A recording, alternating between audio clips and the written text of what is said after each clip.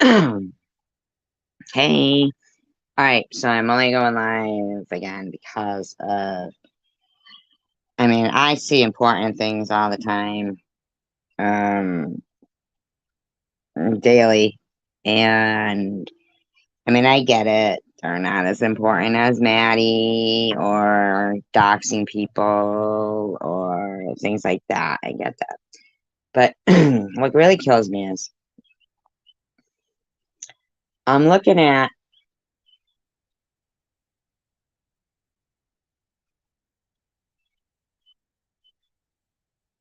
this Johnny Depp and Amber Heard. Okay. Now, the fucked up shit is that the comments are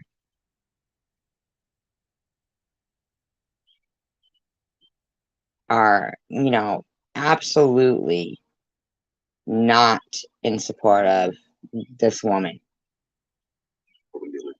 Now, I'm sorry, but I'm watching this trial, and you can clearly see that this woman has been mentally abused by this guy. And what's killing her even more is they're letting him sit there with the sunglasses on, okay?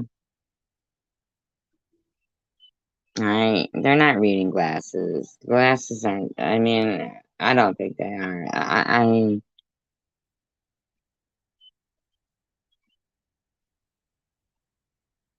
I don't believe so. Okay. This testimony is something that really shocks me that it's just being completely overlooked. Of the document for transcription of these sexual results. Yes, sir. Apparently, he's got some friend, Paul Bettany, some actor. Now, I don't know him much. And yes, in the lower left corner, there's a page 45. You see that? Yes, I do. And you see that on the bottom. And this is disturbing right here. Bottom of that page, there's a discussion of Paul Bettany and the things, drugs that you did together. And there was a question. The question is any sort of pills. And your answer is yes. There could have been Xanax, or if he asked for Xanax or Adderall, whatever, I would of course give it to him. Question. So you would supply Paul Bettany with whatever medication or controlled drug. Now they don't say who he's texting with. He asked for it. Is that right? Oh, okay, no, Paul Bettany. At that time, I guess. Anxious, or if he was feeling unpleasant, I would give him. Or they're talking about Paul Bettany. Question: would you give him a Xanax? Answer: yes. Did I read that right? You certainly did. Yes. You shared. The two of you shared an enjoyment of controlled drugs or alcohol at that time, right? Now I don't see how that conversation that would possibly be a little bit slanderous there to Paul Bettany and his mental health has any relevance. I get it. We all know this guy's got, he's partying. The two of us were making a film together. With respect, sir, that wasn't my question. My question was the two of you shared an enjoyment of controlled drugs and alcohol at that time. Yes or no? At times.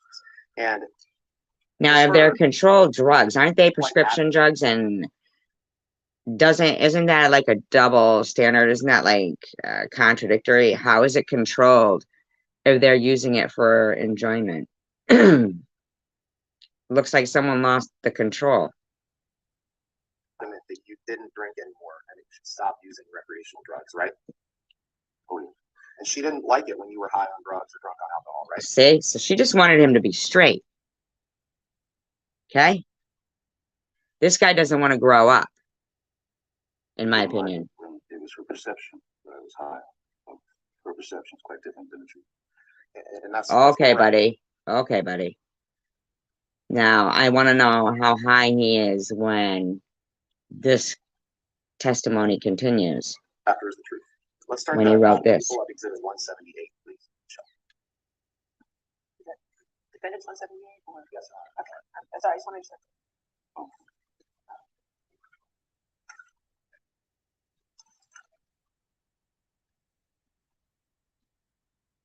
Mr. Depp, Objection, Your Honor. Are we approved? Now they go into a long pause here.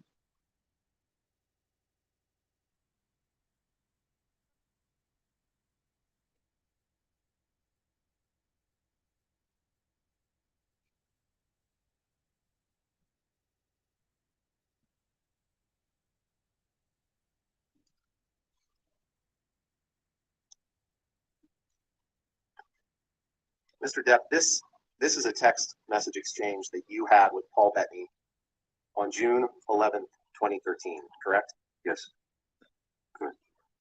Your Honor, permission to move. Now, I wonder if she knew about this text message exchange before she married him.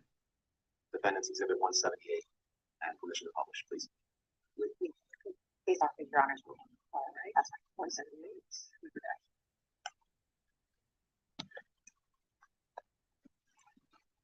I'm just saying. Michelle, could you please blow up the first text at the top? In this text, Mr. Depp, you text Mr. Bettany, let's burn Amber. 3 exclamation points, right? You see that? Let's burn Amber. 3 exclamation points. Now,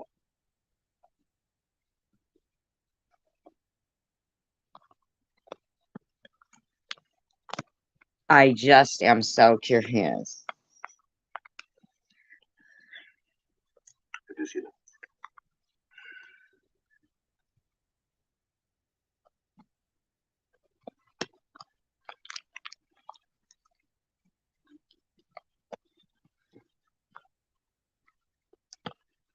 And at this time, June 11, 2013, Amber is your girlfriend, or perhaps even your fiance at this point, correct? Girlfriend. Yes, and you didn't stop when you said let's burn Amber. Because the next text down, you can move down, blow up the next text. Now, I don't understand why there is not outrage against this. Instead, even in the comments, they are still blaming the woman. You say, let's drown her before we burn her. 3 exclamation points. Did I read that right? Let's drown her before we burn her. Yes, it's and you didn't prior to. You didn't stop it and said, let's drown her before we burn her. After that, you made another comment, and I'd like to apologize to the court and to the jury for some of the language that I'm going to have to use today, but unfortunately, you're going to see a lot of documents with language like this. After you said, let's... I mean, I'm pretty sure the comments are, you know, she's gaslighting him here right in front of us. Her whole team is trying to gaslight him, the poor guy.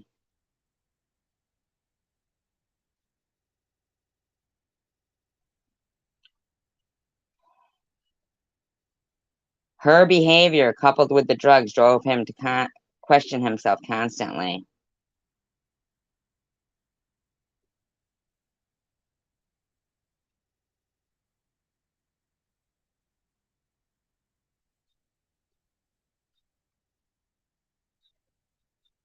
I'm on Johnny's side.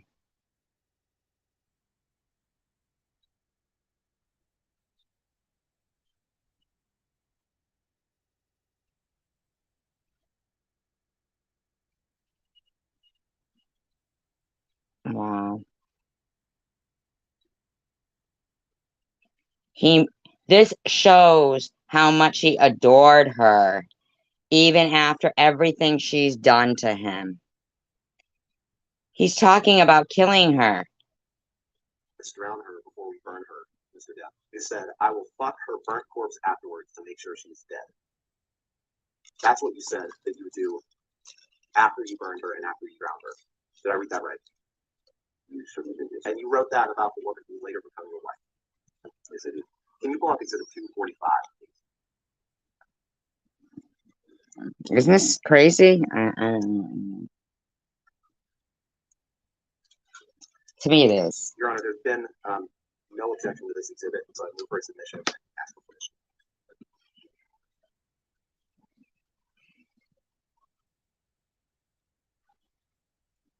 I mean, I don't know. We have no objection to the portions that have Mr. Duff's text messages, but at the bottom portion, there is some from his daughter that we would ask to be redacted. And Your Honor, that's okay, but there was no objection to this. That's fine. We're happy to redact those.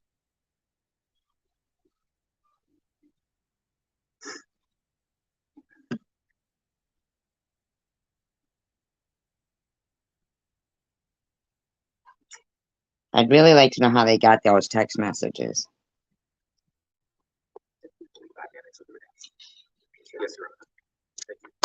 Mr. Depp, the top text message, we're going to focus on a couple of these, but the top text message is a text from you to Paul Bettany on May 30th, 2014, correct? May 30th, 2014, yes. And you recall that you testified yesterday about the flight that you took from Boston to Los Angeles on May 24th, 2014, right? Yes, remember that? Yes, I do. And you testified yesterday that you didn't have any drinks.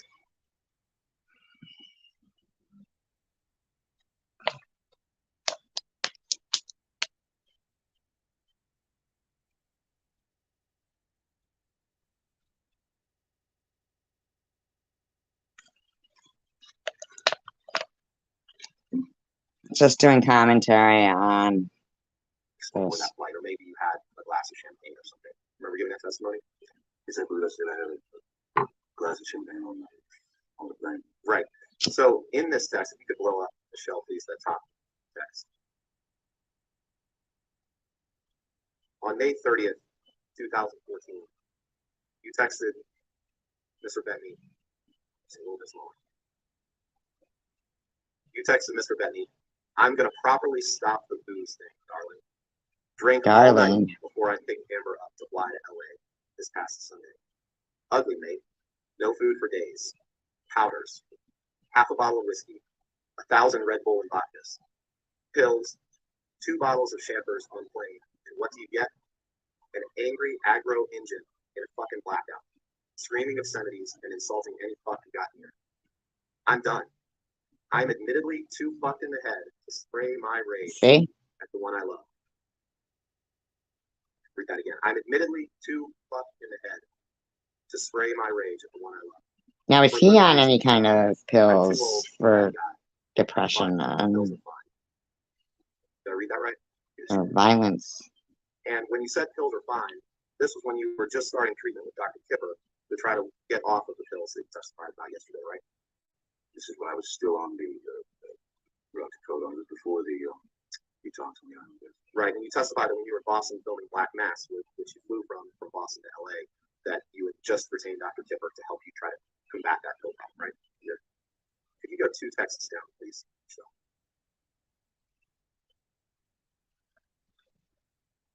I'm just so surprised at the backlash Amber is getting. On June 8th, 2014, scroll over to Patty Smith. See that? Yes, I do. Okay. And in this text, I won't read all of it, but you say this.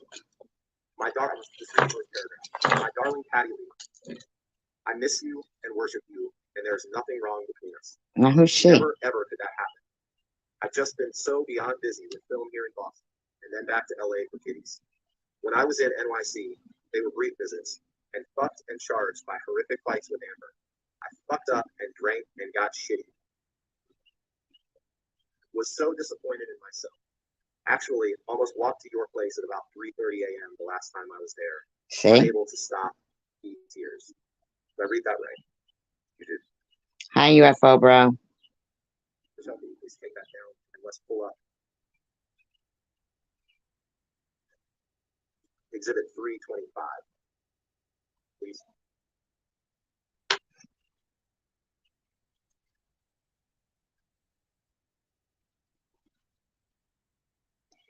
Now, this one here is his cutting his own face. I think he did this to himself. Sorry.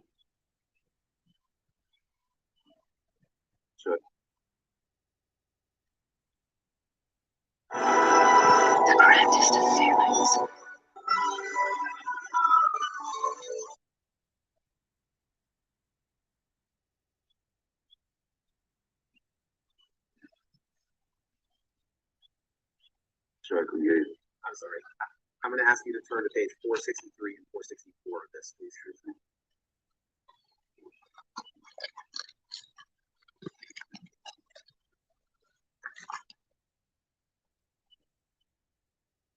Now they keep blaming her for his own finger being cut off. Are you there? And on page 463, line 20, you're asked the question, Mr. Depp, what I'm asking you about, and I think your barrister, Mr. Sherborne, agrees, the times we have to factor in, it may be we can put in Yes. local Australian time. But what is important, BC, is the order that your finger, you cut your finger off, and straight away, after telling your doctor that you cut your finger off, you are asking for cocaine and ecstasy. Answer, yes, that is what is. Question. So he cut his own finger off and called his doctor asking for cocaine and ecstasy. That is what it looks like. Answer, appears to be, and it is entirely possible that I was in the state that I was in. Did I read that right? Yes, you did. Asking for cocaine. So, we talked about the cocaine and the ecstasy. Let's talk about the I want to know why he asked his doctor for cocaine and ecstasy.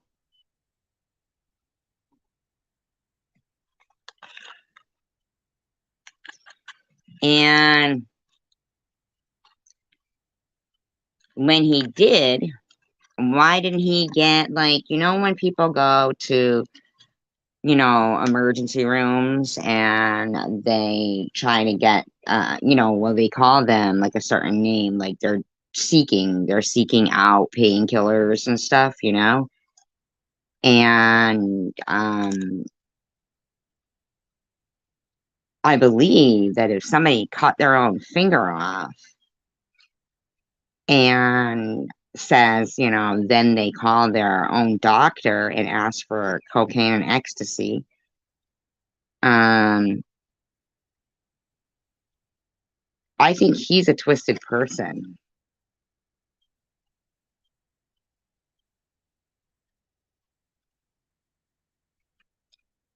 I think he's a very twisted person. I think a lot of people in Hollywood are probably, you know, twisted, and I think any relationship with somebody who is an actor could be, you know, you never know when somebody's acting or not. For it had in Australia. You testified that you were sitting on the bar stool, right? In Australia, this is before you see your fast forward to the end of your. Yeah, we've heard your argument. I want to ask a specific question about you. You're sitting on a bar stool at 3 or 4, I think you said 3 shots of vodka. Then you took 3 shots of vodka. Yes. Yeah, and you're resting with your hands kind of hanging over the edge, like that, right? Well, after the first bottle whizzed past my head and shattered, as I said, I walked around the bar, grabbed the larger. There's another bottle of vodka, the only one there. The larger. She walks around and grabs a handle of vodka. The bottle, brought it back and poured another shot and did it. And right, and that was like a what we call a handle of vodka. Is that right? Well, yeah, it's one of the larger bottles. Just got a handle. Right, and it was full at the time, other than the shot before. No, it wasn't. It wasn't full bottle. Okay, and at some point before you claimed, as you say, that injured your finger, you were, I believe you demonstrated to the jury yesterday that you were wrestling with your 3 fingers, your middle 3 fingers kind of hanging over the edge. Is that fair? Is that right? Yes, I just had a bottle thrown at me, so it was when she grabbed the second bottle. Right, I'm just asking where your fingers were. At that point, your palm was facing down and your 3 middle were hanging to the edge of the bar, correct? Basically, that's correct. And Miss Amber was 7 to 10 feet away, correct? Once she got the ball, yes. Okay. Okay, so she was 7 to 10 feet away when she got the bottle. So we've got him picking up a handle of vodka, right? All calm after he does 3 shots out of a bottle of vodka. She somehow comes over and picks up a bottle of vodka and then runs far enough away that she throws it at him and misses. He gets up, goes over and gets a handle of vodka. Okay. Gallon. A gallon of vodka. He walks back to the bar, sits down, according to whatever, pours himself another shot, does that, then has his hands dangling over the bar. Okay. That doesn't make sense. I'd like to see pictures of this bar. I mean, if his hands are dangling over the edge, are they stretched out in front of him? Dangling on the opposite side? Does that mean he's like passed out on the bar? Are they stretched out sideways and he's holding on to the bar on the same side that he's on? Doesn't make sense. And then at some point, she runs over, grabs the handle of vodka, runs 7 to 10 feet away, and throws it at him. Really? Because oddly enough, I read the story that his fingertip was found in the kitchen of the villa that they were renting in Australia. Your testimony, and we heard it yesterday, that your testimony is that somehow she wound up with this handle of vodka and threw it, and it damaged part of your middle finger. But what we didn't talk about, what I want to ask about is it didn't. It happened the way you said. It didn't damage any other part of your hand, correct? No other part of your fingers, none of the other middle fingers that were hanging over the edge of the bar were injured, correct? Now, all his attorney keeps doing that, keeps going, objection compound, objection compound, objection compound, which is ridiculous and a waste of time.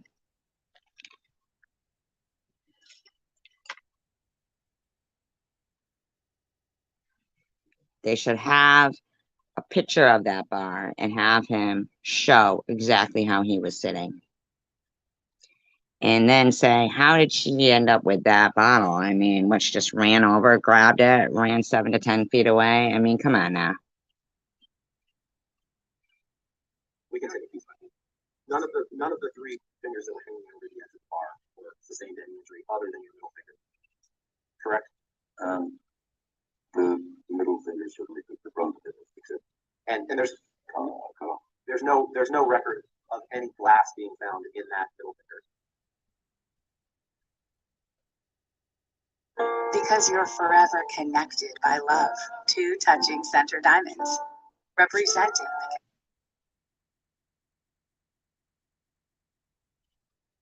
Correct. Objection calls for speculation. I'm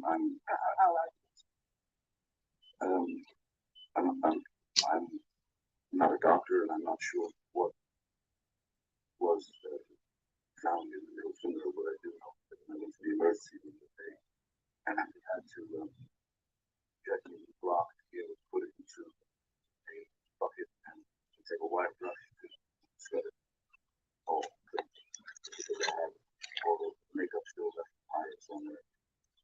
Now, what he had on there was paint.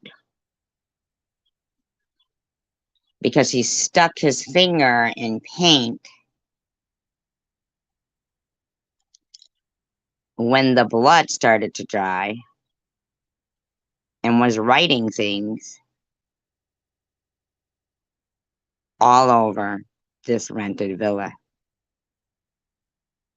which he has a history of destroying motel rooms, things like that.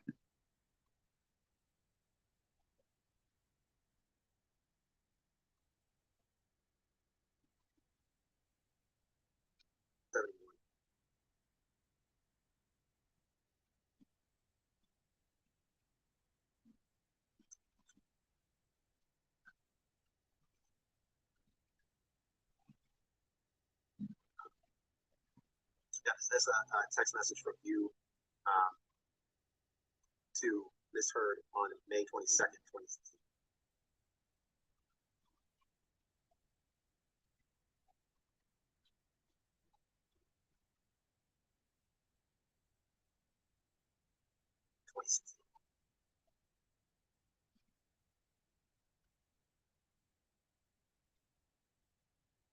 Yes, it is. Thank you. Your Honor, the rendition of this exhibit with the No objection.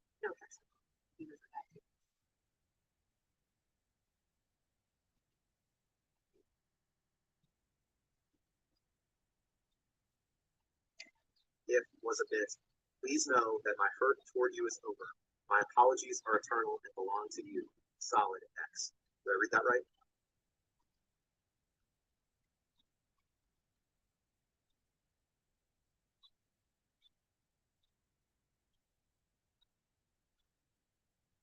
That's not that right. We saw each other in San Francisco. Yeah, yes, we did. I'm still not sure if that was the final time. I believe the last time I saw her was in her divorce attorney's office. I believe I misspoke, Your Honor. I'm sorry. It's 586.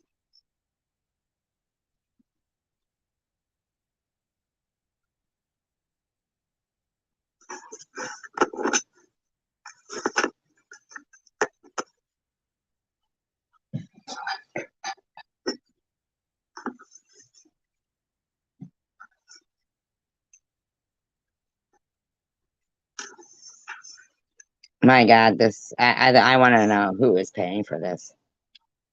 Do you want to credit?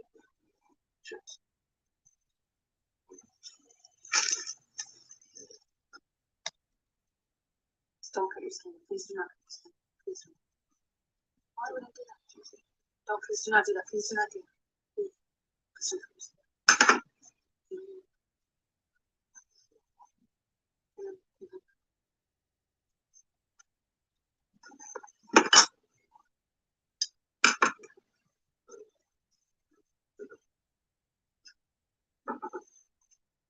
No, thank you. No, thank you. There's sperm on the pillows. He laughed. He laughed and she cried just then.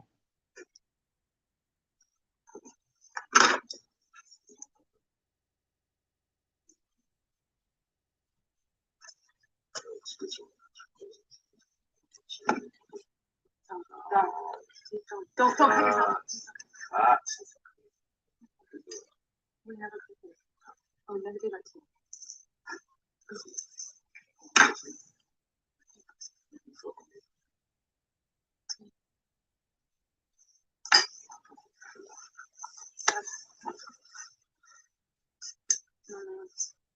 No.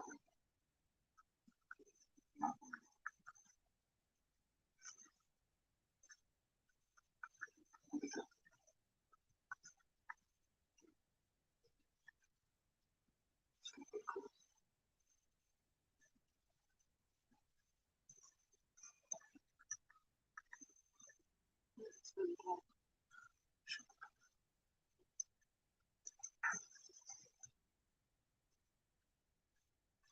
Don't. He's a sick motherfucker. In my opinion, he is a sick. He's suing her. Are you kidding me? I mean, he is a sick motherfucker.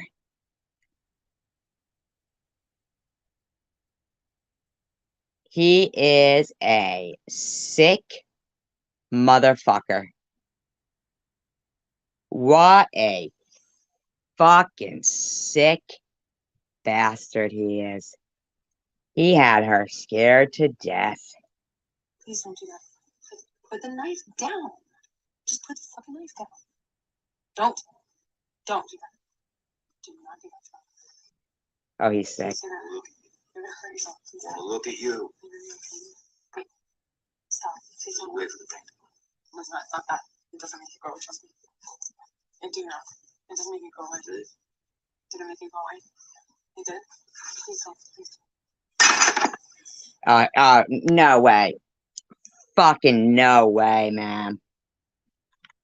She just jumped when in the courtroom itself, she jumped when she heard that glass breaker. He, in my opinion, my wholehearted opinion, women need to stop this bullshit. Swooning over some fucking guy that is a sick motherfucker, in my opinion.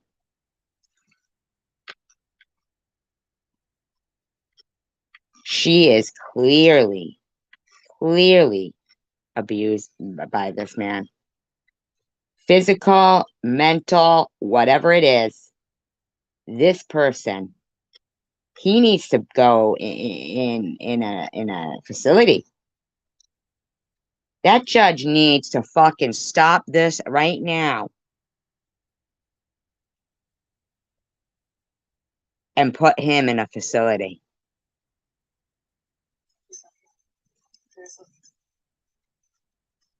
Excuse me.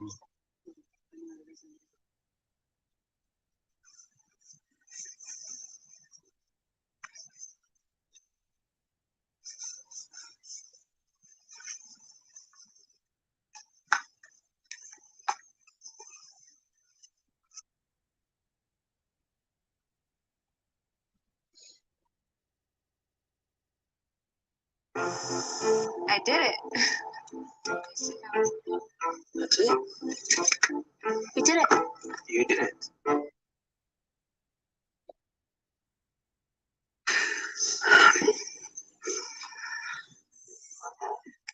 Did there come a time that you tape recorded Mr. Depp on this plane? I don't want to sit here and say that I was telling myself I needed to leave him.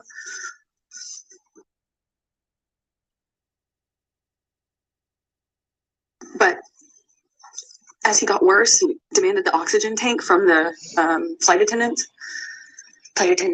excuse me, and he continued to drink and then eventually started howling like an animal. Oh my God. And passed out in the bathroom with the door locked. God. And was howling, and I at some point pushed record on my phone because there was that 5% part of me. Now, why didn't we hear about? Did we hear about this like when it happened? Objection, non-responsive. I don't think it's non-responsive. She's explaining what led up to her tape recording and why. I mean, I can ask her, okay, that's all. Why did you tape record him? Because I knew that Johnny wouldn't remember what he had done. I knew he would not remember. And if calls for speculation, Oh, Jesus. She can say why she did it and what she thought. but that last part called for speculation. She could say, I knew. Why did you tape record? In my She thought. experience, when Johnny was that inebriated, he would not remember what he had done. Calls for speculation. Oh, God. How could that count for speculation? I'll sustain the objection. All right, let's go to defendants 221. And I'm going to play 3 different parts for it. Your Honor, may we approach, please? Oh, God.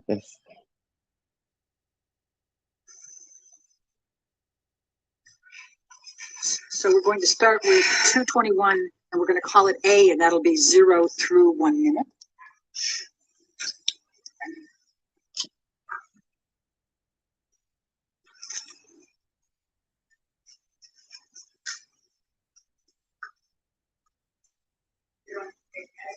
Okay, sure.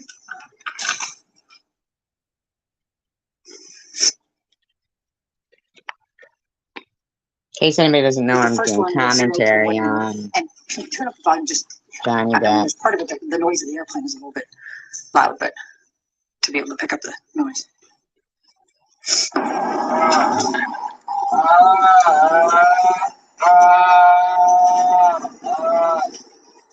Wow, he's doing like Sharon was doing in the bathroom at Irv's.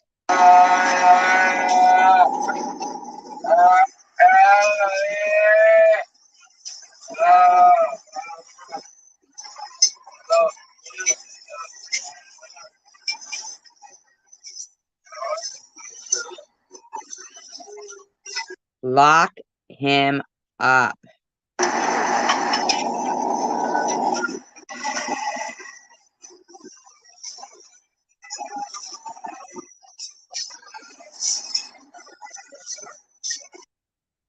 He needs to be locked up.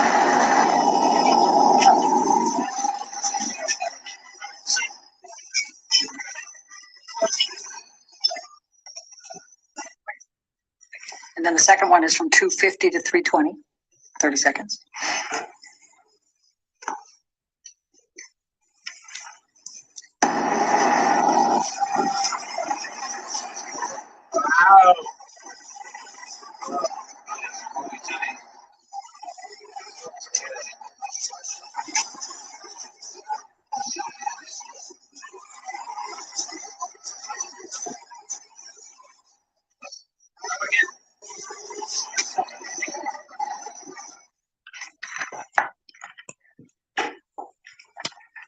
You, 221 is in evidence. All 221 is already in evidence. So may I play the third one then, and then we can take a break? Yes. Thank you. That would be at You can play 9. all of it if you like.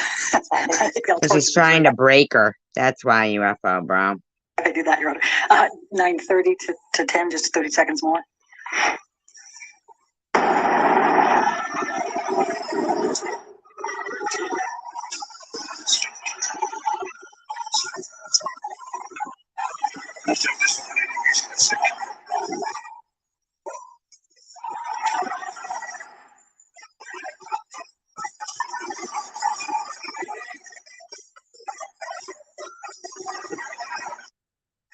All right. And you're going to be changing gears after that, or do you have more questions for this issue? No, I think this would be fine Okay. for a break. All right. Ladies and gentlemen, let's go ahead and take our morning break then, just to not do any outside.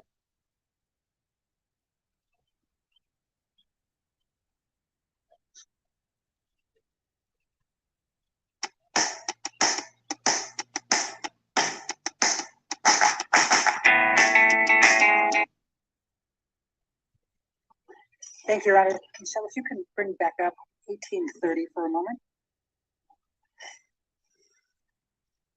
1830, I'm sorry. Remember, we were talking about this right before the break. It still has my highlight. Which color is underneath the other? Objection.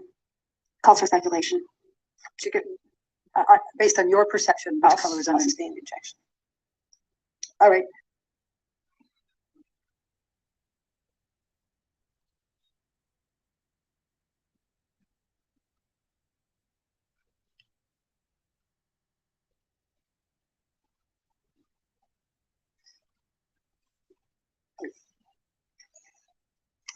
That's already in evidence.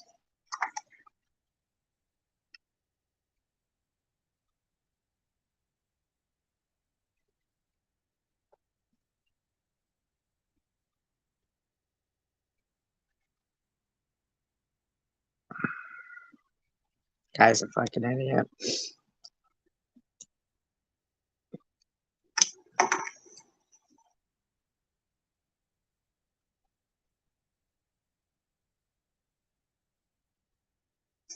I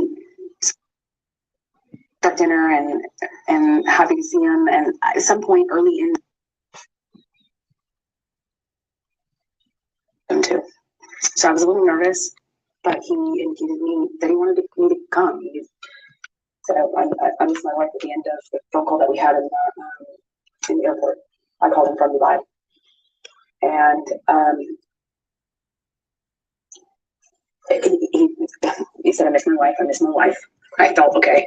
safety, it's good. And I missed him so much, that's all I want. All I wanted to do is see my new husband. I flew in, I arrived early. I immediately, I walked into the bedroom. I was so excited to see him. And he was so, like, he lost a ton of weight. Wasted.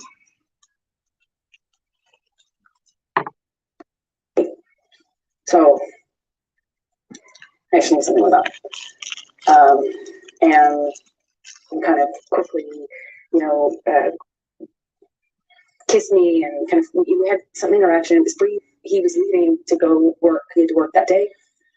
But then after the plan was he would come back, which he did in the evening, and then he was supposed to have a 3-day weekend, a long weekend. So he comes back that evening, and the chef had kind of prepared some things for the fridge, mashed potatoes, I think spinach as well. There's some steaks in the fridge, but he had kind of prepped some of the sides. And I was looking forward to having this kind of, our style at-home date. We've just been, we've been a married couple. We hadn't seen each other for basically a month after getting married. And I start dinner and happy to see him. And I just don't see where she's the one in fault. All these people trying to make her seem like she's the one in fault.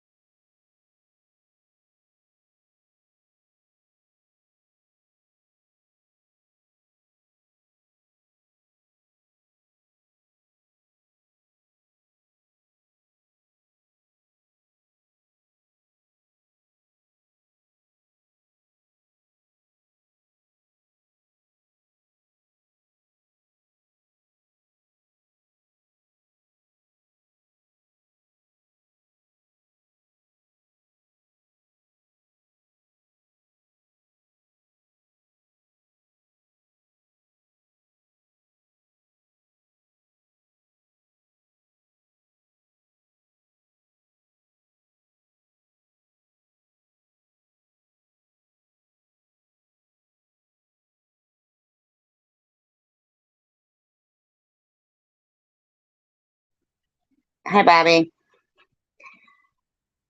I would like to say that if anybody does rewatch this, because they're interested in the Johnny Depp and the Amber Heard case, doing commentary, um,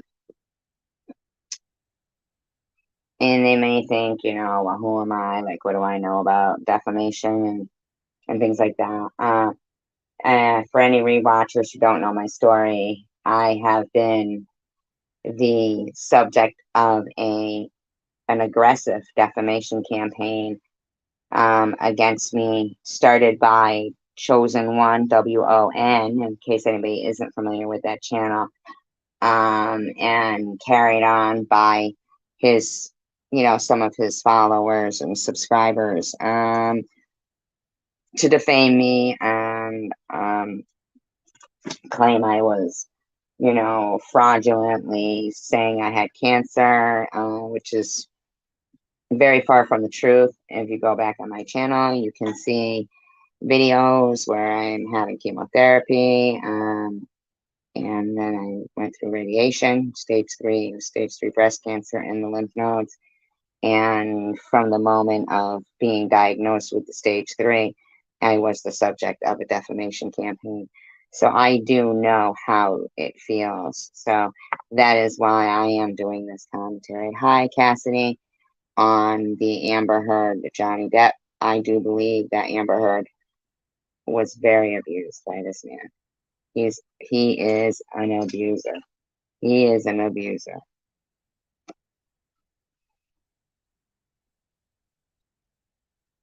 One point early in that evening, he pulls out a bag of MDMA. I asked him what it was, and he told me it was MDMA.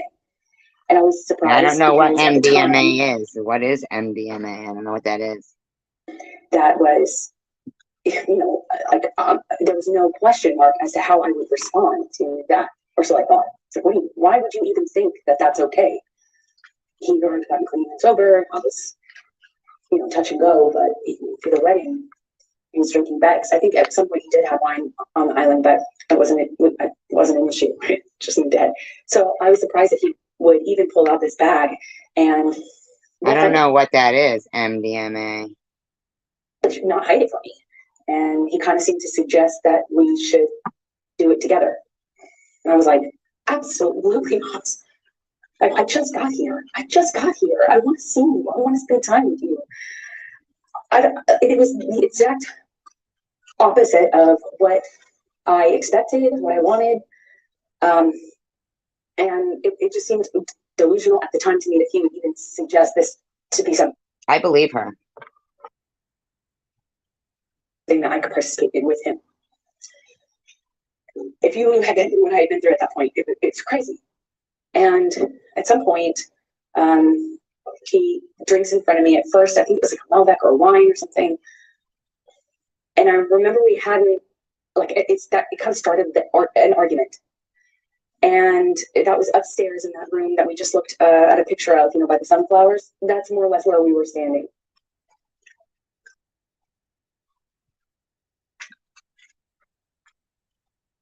Just closer to the kitchen.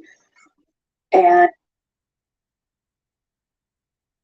if you're in the business of closing deals, DealHub is just what your team needs.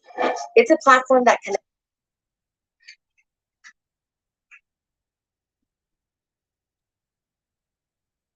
And we get in an argument, and I shove past him, just stomp off. And he grabs me. We have an argument about me walking away, and am I walking out of this? And in my head, I was like, I actually wasn't thinking of leaving yet, but that would later be going through my mind. We had a brief interaction. I can't get over the comments. They're just so against this woman that he had sent text messages to his friend almost 10 years ago, saying, let's drown her, burn her body, and I'll fuck her burnt corpse. And I don't remember the exact sequence of things. I wish I did. I have a lot of flashes. It gets a little bit more confusing from my ability to recall. everything in a linear way a little later on as things got crazier. But for this part, the first night, what I distinctly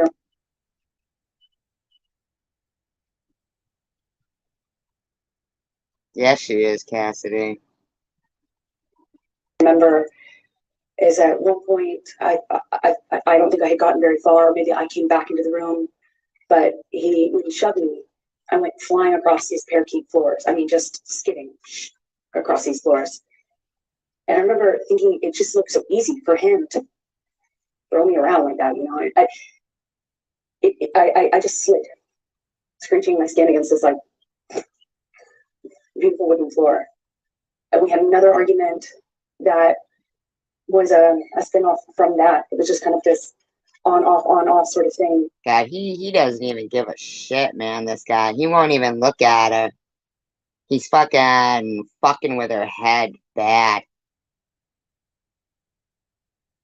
That I remember eventually in this interaction, he shoves me up against the fridge. He has me by the throat, and he just was holding Oh, me he's there. looking at her though, behind those fucking glasses, see? And you can see his muscle in his jaw twitching. He's a fucking bastard, he is. Let's think about the women he's dated. Where's their careers gone? In the toilet. Because of him. By my throat. And I wondered if it was the drugs. I wondered if it was In him. my opinion. It hadn't, in my recollection, it hadn't been that long. He has me up against the throat, just kind of bashing me against the wall next to the fridge. I'm kind of moving in that area. And at some point, I'm in his face. And I don't know if he had let go of my neck or loosened my grip, but I remember slapping him across the face, screaming at him, screaming at me. I got my hand through and She's a bad witness to herself. when he tried to grab me when I walked off, I stormed off. I slammed the door upstairs. I don't know if it was in that instance or if it was in a later one that I eventually barricaded How would you not know every fucking detail of something traumatizing? the door. It wouldn't stop him from coming in. He could come in the other doors. There's plenty of, the back door, there's patio, but at least I hear it. Why did she And leave? Why did she leave? This is March 2015. By this time, I'm being medicated by this doctor. He's giving me anti-anxiety meds. Giving me, had already tried to give me antidepressants. They didn't work for obvious reasons. Okay. Well, that explains why she couldn't remember.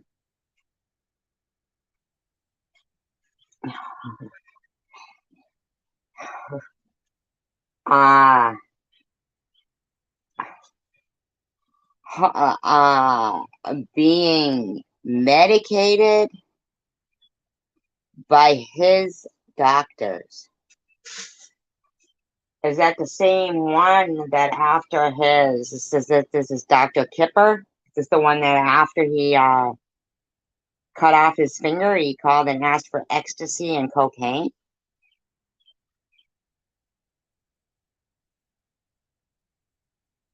I hope. I wasn't sleeping. I had insomnia. I'd wake up with panic attacks. I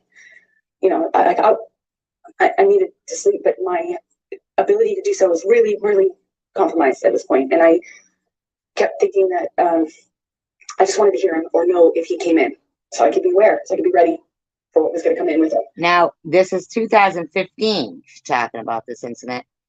In 2013, he was texting his friend, "Let's drown her, burn her, and I'll fuck her burnt corpse."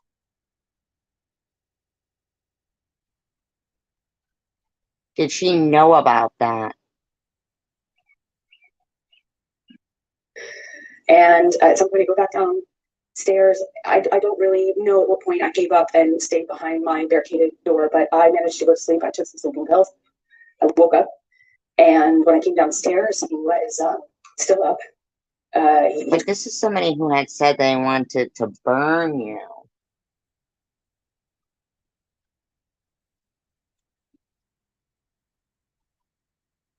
Mm, mm. He confirmed that when I asked him that he had not slept, he had not eaten. So I tried to get him to eat. We get in an argument. He was accusing me of Eddie Redmayne.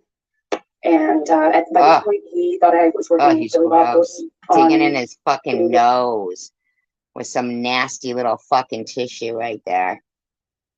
I just shot, but I had already worked with him a year earlier. And he was very upset about him and the gentleman that invited me to a concert in London. You know, my co-star, he was upset about these people, even though I had done that movie a year prior. Who was that? It was Billy Bob Thornton, Jim Sturgis, and Eddie Redmayne that he was upset about. Let me just stop you for a moment. Have you seen Mr. Depp take any drugs by?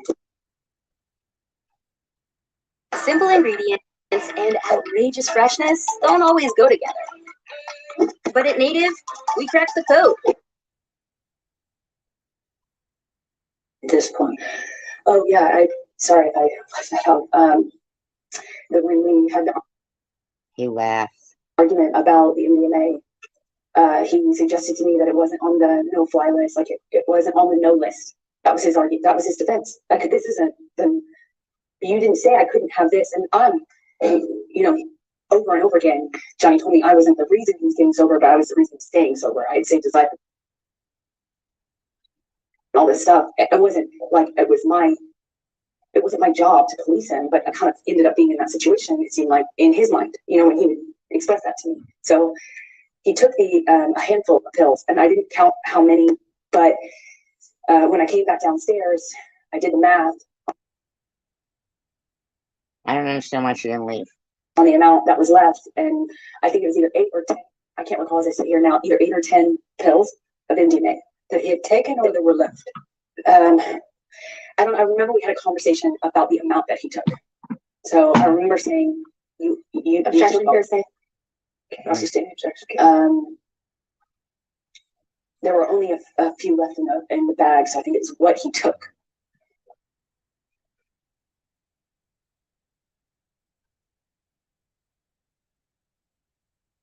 Yeah, tell her what happened to the girl too, Bobby. And I said, Johnny, that or objection hearsay. He confirmed that he took that amount and that he could take that amount. What amount? At this point, there were 10. He had taken 10, 8 or 10. I can't recall. And when you say at this point, is that the first night? Is that the second day? This is the second day. This is after I've already fallen asleep for the night in the room upstairs. Come back downstairs. He was still awake. Okay. Please continue with that second day.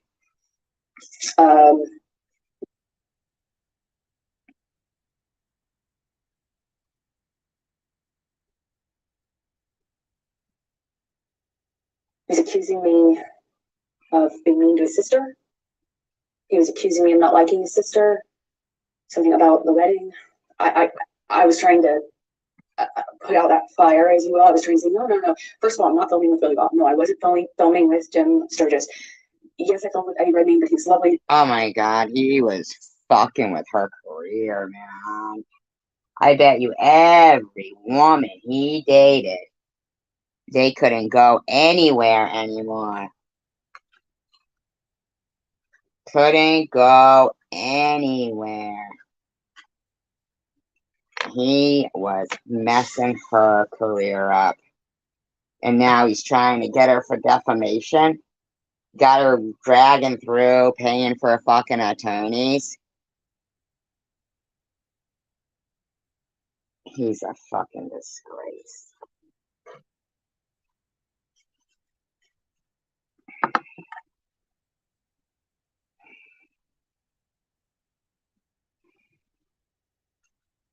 In my opinion. Gentlemen, objection on hearsay. That's not often to prove the truth of it. And then when he came up with his sister, he was accusing me of kind of having this animosity with Christy. I tried to defend myself, explaining why her and I had kind of become cold to one another. I don't know how else to describe it, because we never had any sort of direct interaction that was negative. We never had any sort of confrontation or anything, but I did my best to explain to him. Well, he's a nut. He needs to fucking, he needs to be put in a facility. Well, what I could answer to that accusation, and at one point he, I mentioned that, well, I can't say what I mentioned. He, as a result of that phone call, picks up the phone and calls his agent. I don't know why, still to this day. Which was actually both their agents. Calls a few people. I don't know who's on the other line. I just heard his side of it, and he's screaming at them. I got a sense that it was money, that he felt people had been stealing money from him. And oh man, see, I dated people like that are fucking whack jobs, not people, but person. He's a fucking nut. He needs help. He needs fucking help. They aren't doing him any fucking favors right now. Man, what a fucking dick this guy is. In my opinion. The studio had been ripping him off, and that he was calling himself like a whore. He had been whored out. He seemed like he was upset, but I did not, at this point, this is maybe early evening, it was before the sun went down on the second day. I remember he took the phone at one point and called my divorce attorney. Wow. I had, at some point prior to this, got a... Wow. Now, and I mean, let's be for real.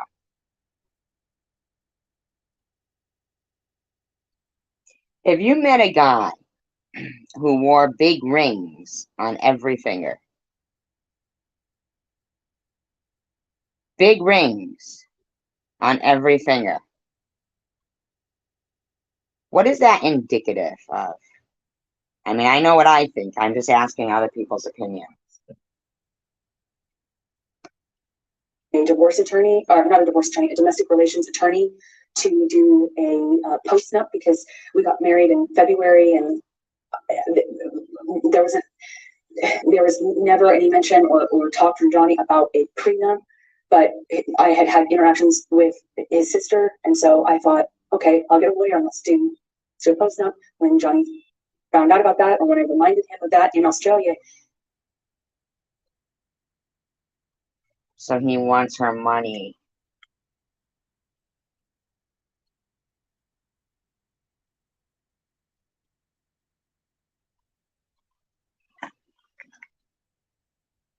He went outside and called my divorce attorney and fired her and said the only way out of this was death.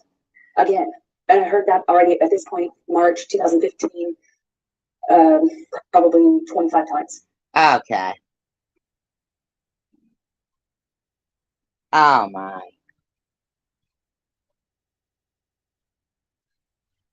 Oh my.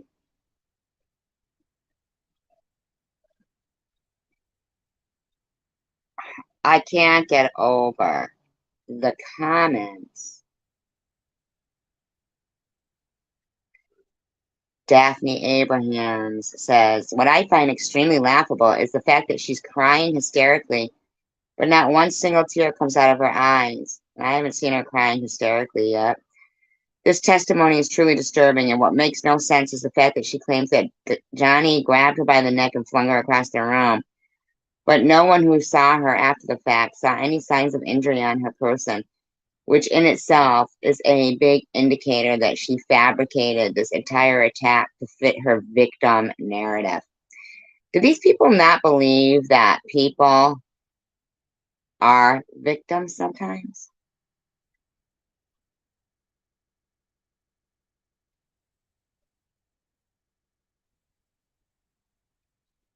Alexander says, Amber should audition to be a superhero. The amount of beating she took and never had to go to the hospital or has any scars is truly amazing. Right? Right, Bobby?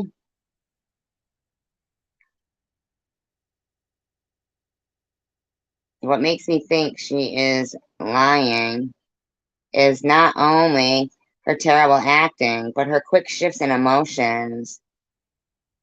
Wow.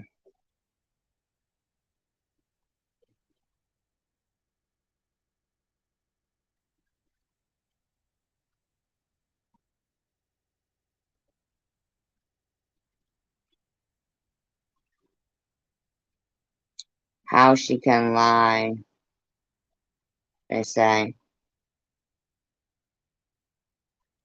Unbelievable. Wow. I feel so sorry for Johnny Depp. Wow. Wow. These people. These people.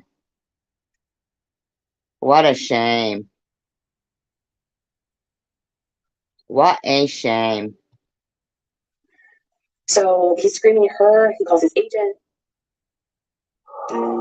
Gabriel, inspired by a legend.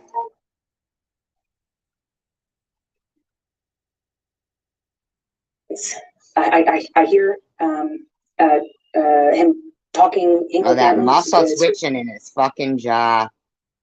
Oh, he is fucking nasty. Incoherently at my lawyer and his agent. He comes back inside, and I genuinely didn't know if he was still. So he's calling lawyers, he's calling agents, this motherfucker. I'll bet you he had taken fucking nude pictures of her and stuff and was blackmailing her.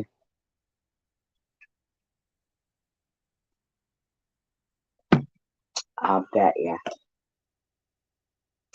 He's a motherfucker, he is.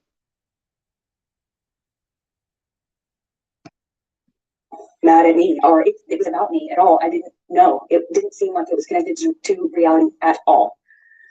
At some point shortly after that, I have been saying to Johnny, I need to sleep, some dinner, baby, let's relax. Please, like, calm down. In my head, I was thinking that it would genuinely change if he just got some sleep. He needed to sleep it off, he needed to come down off the drugs. Clearly, the combination of what she is correct. You know, you go without food, sleep, you got a psychosis going on. It's like these people leaving these comments just seem to skip hearing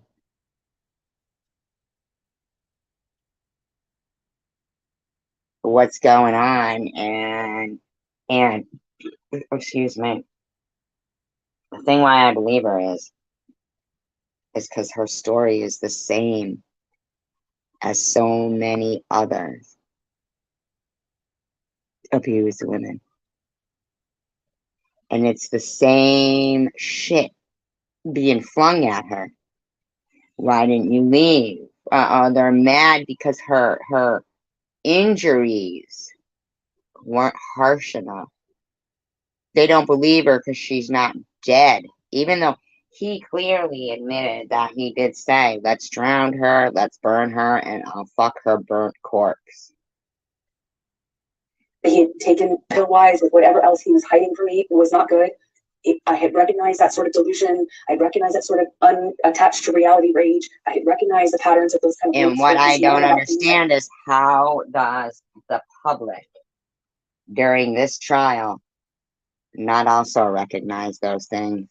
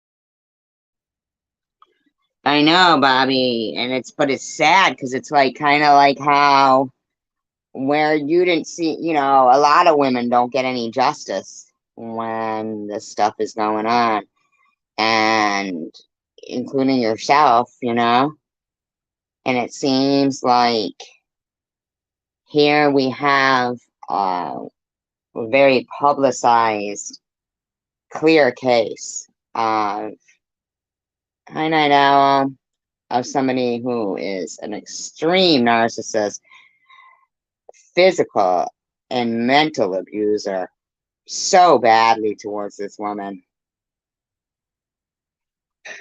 Aren't even being discussed or talked about.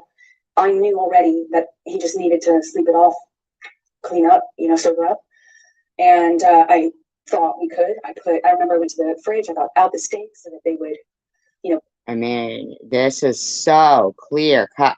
The fact that, when that judge is sitting there listening to them say about and him admit that he did send those text messages saying, let's burn her, we'll drown her first, and I'll fuck her dead corpse to make sure she's dead. It seems to me there's so much other criminal activity going on. I can't even imagine the judge doesn't go, whoa, wait a minute. I'll be ready to cook. And I got out some of the food I was going to put together for dinner. I went upstairs.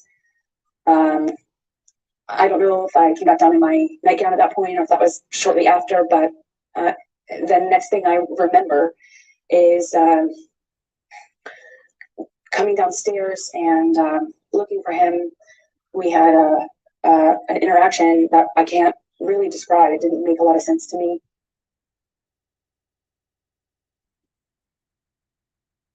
I wonder if he was putting stuff in her food and shit. I mean, he seemed like he wanted to fucking control her, having her his own doctor prescribing her stuff. It was just belligerent. Now, mind you, this guy's like, what, in his late 50s, and she's in her 30s? So we've got a 20-year gap there. So he's highly manipulative. And I realized I was back on the chopping block. I realized it was back. Like, I realized that the arrows were pointed at me again. And I tried to defend myself. I was explaining, trying to say that objection order hearsay. No, it's not hearsay. She's telling you what she was fucking doing. Her whole fucking life was defending herself from his jealous, paranoid, insecure accusations.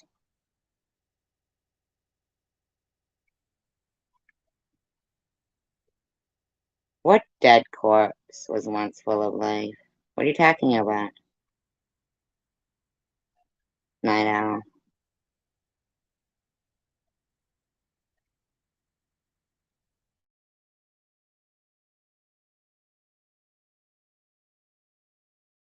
What you're saying, unless it needs it for context or something. Try to say what he's saying. I'll sustain the objection. Okay. It was just belligerent. I don't know how to describe to you because it wasn't making sense. It wasn't making sense. I don't know how. I don't know how the. Why is he being allowed to wear sunglasses in there? Take those sunglasses off, son. Show some.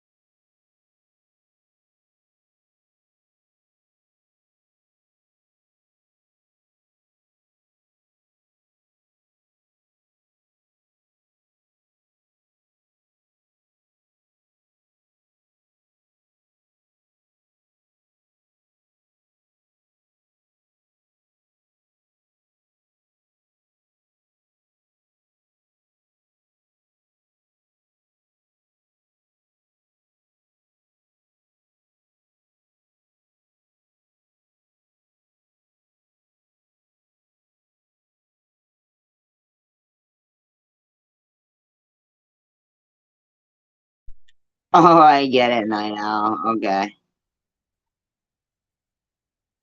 What lady? Oh, the one about about the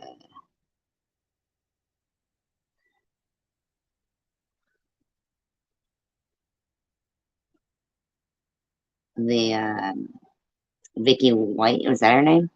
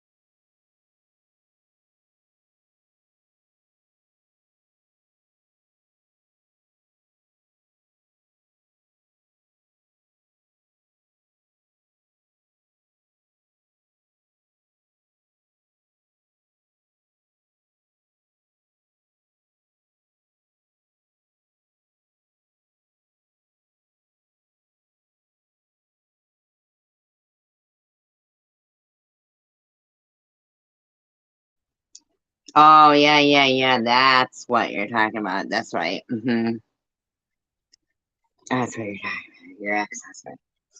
Oh, come on, go let me eat, buddy. It's gross, buddy. You don't even want this. Trust me. I think I'm eating the grossest fucking TV dinner I've ever known a man.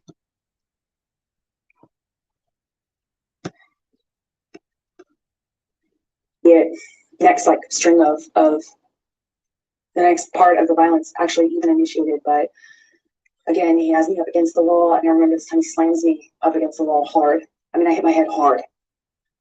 And this is a wall next to the, I say kitchenette, but it's more of a bar.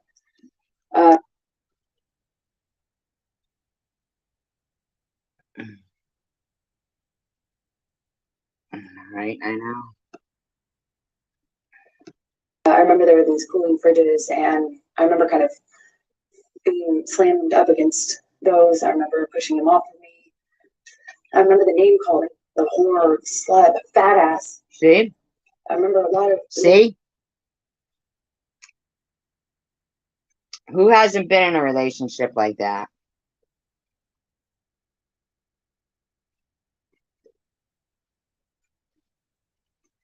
I don't understand how the people that are writing stuff nasty in the comments, on these Amber Heard things, don't realize that that's abuse. How is it possible that they don't know how something like that feels?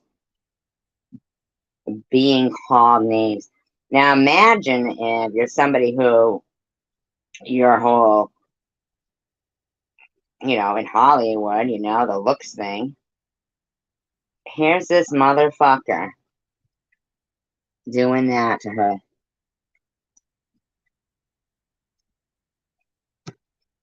Calling.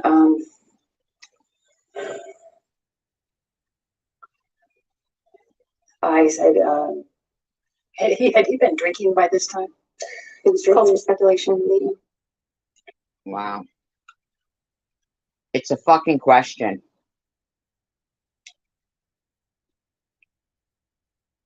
I would tell that fucking, and I keep hearing all this shit about her defense team, her attorneys being pains in the ass, but it sounds completely opposite to that to me.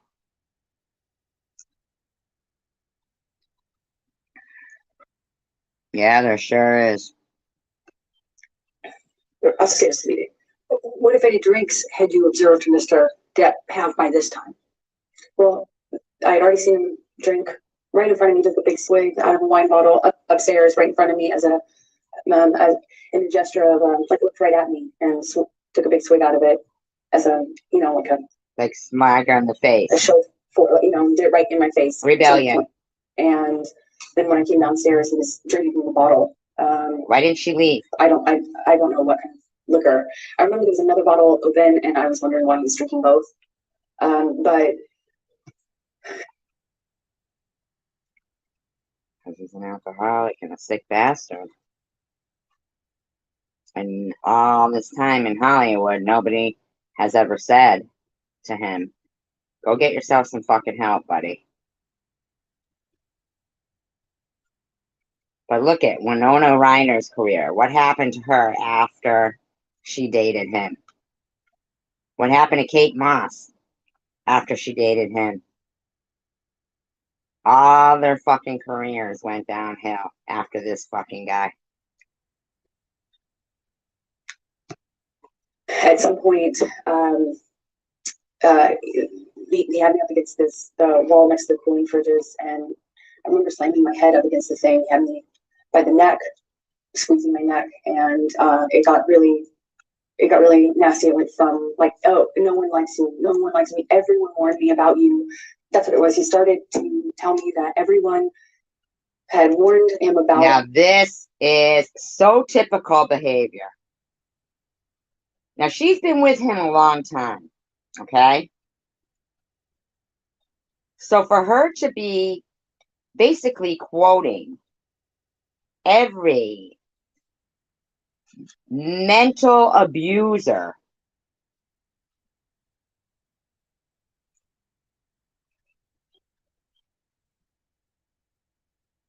you wouldn't think they would say those things until you're getting it done to you. A lot of people, they don't believe people when they say that. She's not making this shit up. She hasn't had enough experience in relationships to be making this up. Me and Is Kelly eating eggs made from plants to stand by a new vegan man and join him in his mission to fix a cruel animal-based food system? and that he wished he had never married me, wish he had never met me. No one liked me. It sounds childish, but I remember feeling really hurt. And then at some point, I shoved him hard to get him off me, and he shoved me back, and he said, "You want to go, little girl?" Wow. Wow. Wow. And I believe her. I believe her. Sorry, all the Johnny Depp fans. I believe her.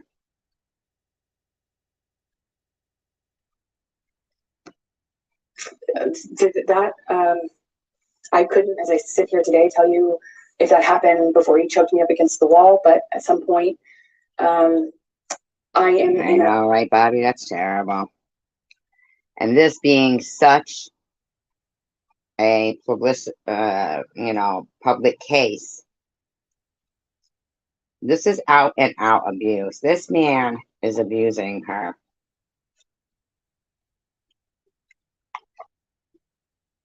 In a struggle with him where I'm holding his shirt lapel, and he kind of just flings me, for lack of a better way to describe it, throws me across the room. I land on a games table. It's like a ping pong table.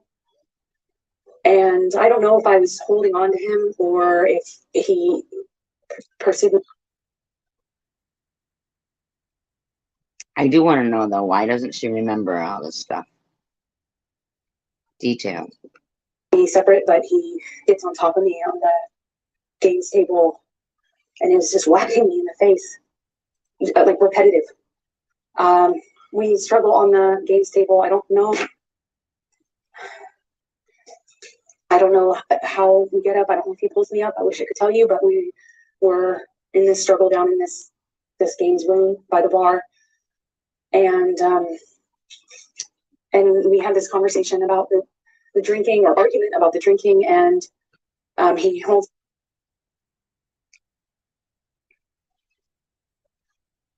I think she was scared to death of him. up this bottle to me, and you know, I'm saying, did you drink this whole thing? Something stupid, focusing on this detail, and he is telling me that I can't control him anymore, and that if I really, you know, if I really wanted to try, take it. And then he's like taunting me to take the bottle from him. If I really,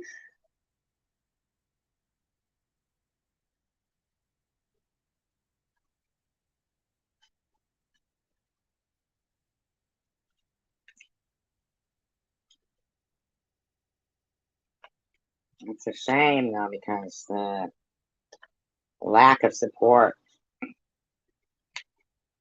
she's getting. if I really want him to stop, why don't I take it from him? Go on, go on. Keep saying, go on, and kind of gesturing with the bottle towards me. And like he does that 2 or 3 times. I reach for it, he provoke it, kind of laugh at me, and he's holding out the bottle. I think like maybe the 3rd time or so I get a hold of it. I pick it up and I slam it down on the ground right in between us.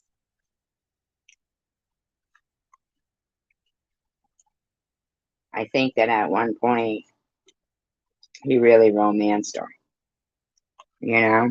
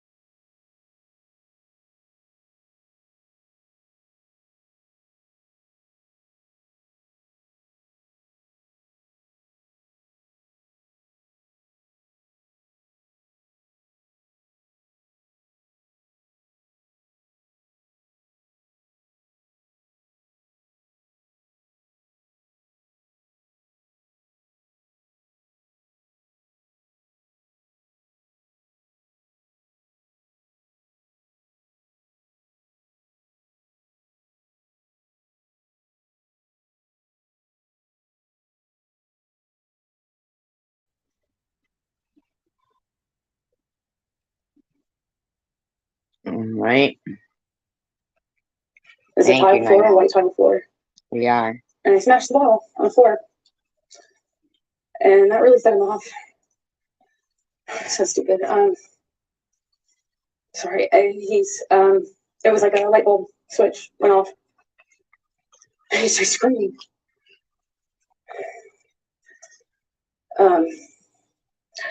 I don't Where's her family? Where's her support? know if he vacuumed me or hit me normally. I don't really recall, but I remember it sent me down to the ground. I remember by the time I picked myself off the floor, I stand up. He's got a bottle in his hand. He threw it at me. Now, mind you, her doctor was his doctor on his payroll. Her agent was his agent.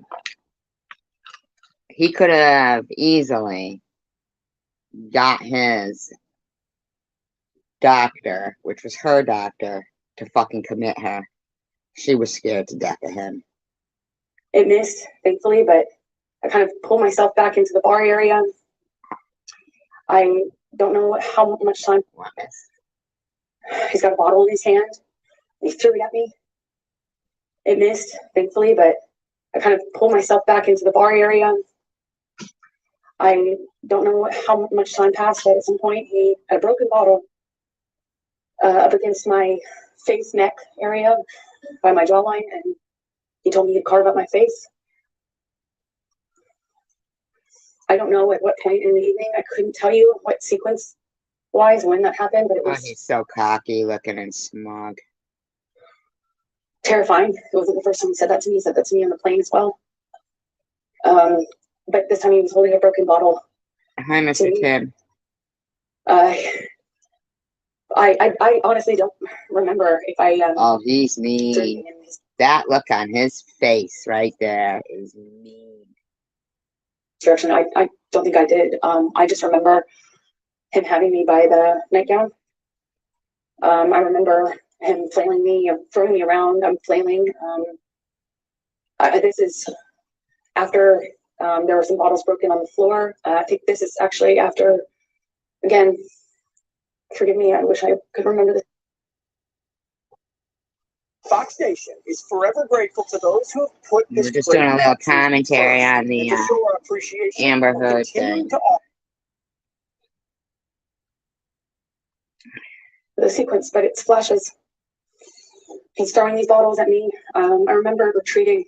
There were also cans, like soda cans, beer or soda cans, and they're coming at me one after the other. And I keep pulling myself into the bar area. There's a bar behind me, and like I don't know, like an L shape, but he's standing the only way you can exit. So I'm kind of trapped in front of this sink, surrounded by bar on 3 sides with him in front of me.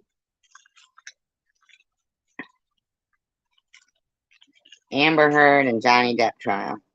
Ish, kind of front off to the left, and he's throwing these bottles one after the other, and I can feel glass breaking behind me. I remember feeling one of them go by my head really fast. I mean, a real velocity. I remember being terrified. I remember I couldn't move. I couldn't go anywhere.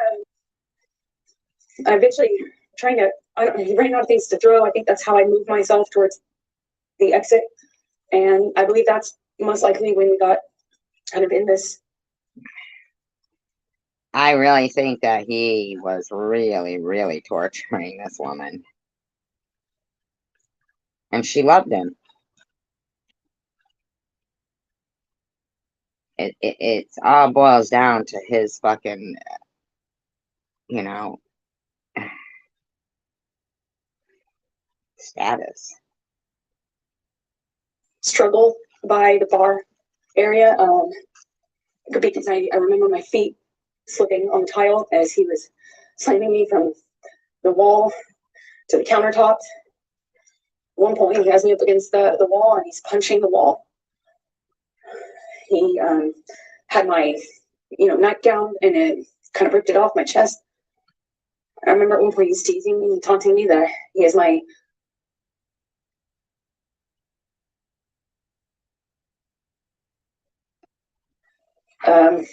breast in his hand. My nightgown came completely off. It was ripped off of me. I was naked and I was slipping around on this tile and trying to get my footing. And I remember slipping on this tile with glasses underneath me, and I remember just trying to get my footing. I felt really destabilized and felt vulnerable. I'm naked. He's flinging me around, and at some point, I'm up against the wall and he's screaming at me that he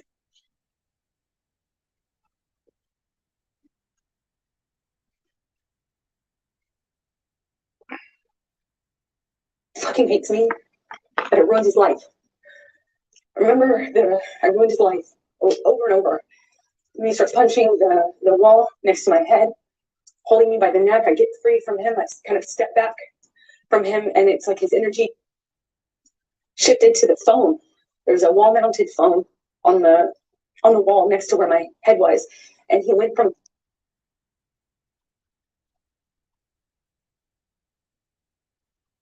punching the wall to like realizing there's a phone there, and he picked up the phone and he's screaming.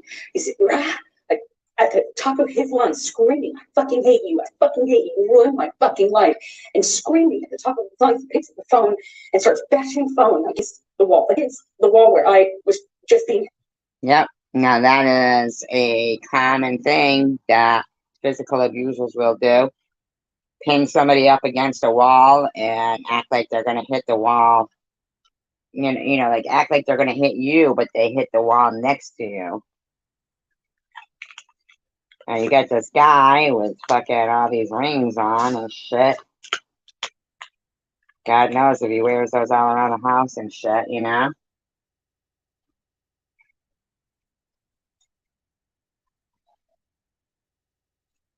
hell.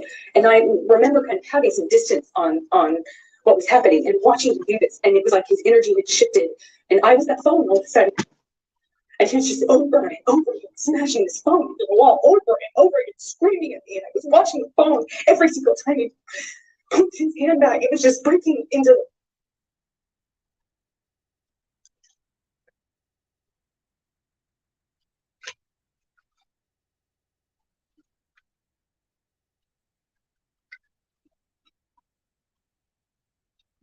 pieces.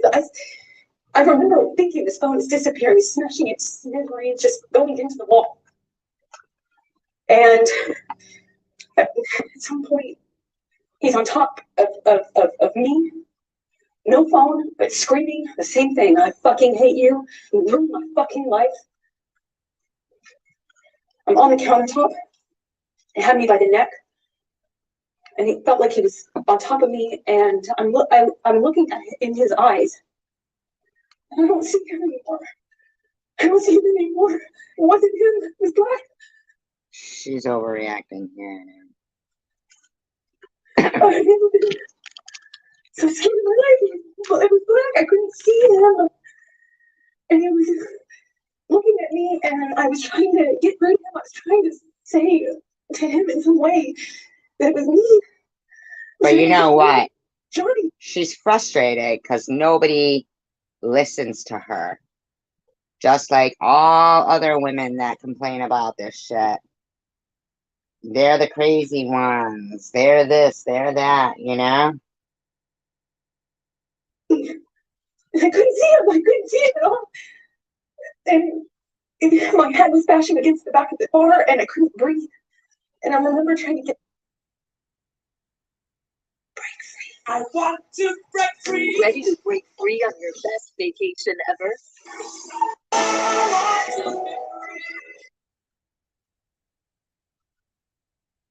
Get up, and I was slipping on the glass, my feet were slipping, my arms were slipping on the countertop, and I remember just trying to get up so I could breathe, so I could tell him that he was really hurting me. I didn't think he knew what he was doing.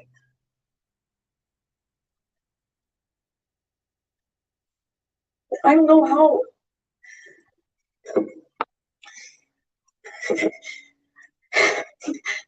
Sorry.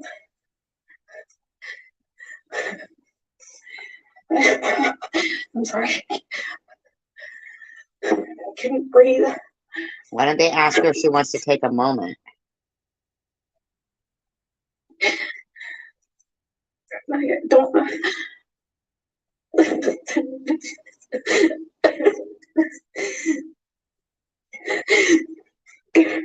I couldn't breathe. I couldn't get rid of him. I couldn't get up. I couldn't get up. I don't understand And why I they're don't not know giving how her. that ended. I don't know. I don't know how. I don't know what happened next. I don't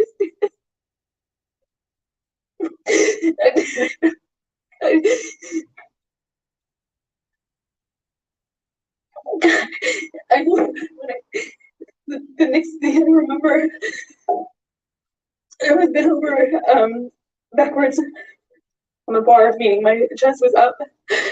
I was staring at the blue lights. And Did she say her dress was up? Hold on. Wait a minute. Did she say her dress was up?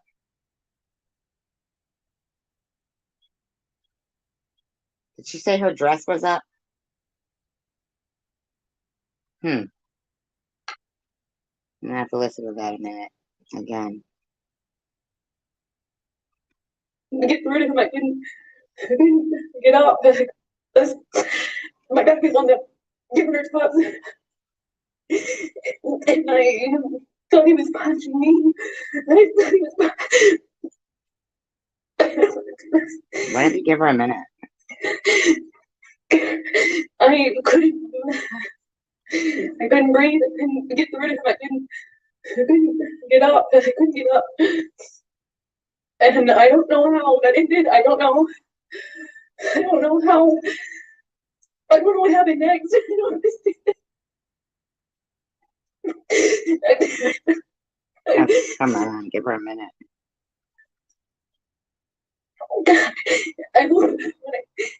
The next thing I remember, I was bent over backwards on the bar, meaning my chest was up. I was standing in the blue lights, and my chest was on this, my back was on the countertop, and I thought he was punching me. And I thought he was, I'm sorry. Give her a fucking minute. What's wrong with this judge?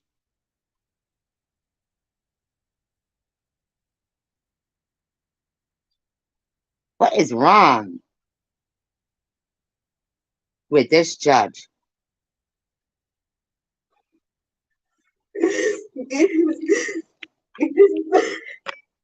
Felt this pressure. I felt this pressure.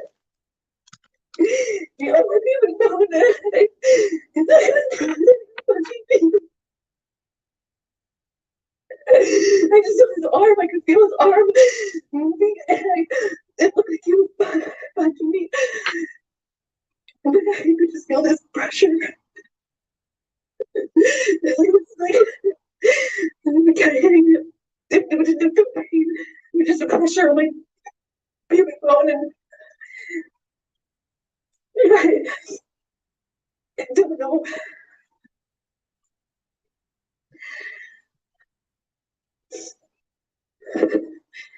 Take a break. I don't remember what I said.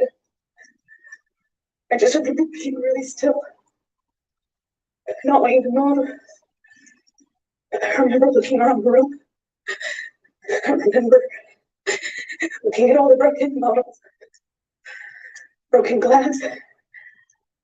And I remember they just not wanting to move.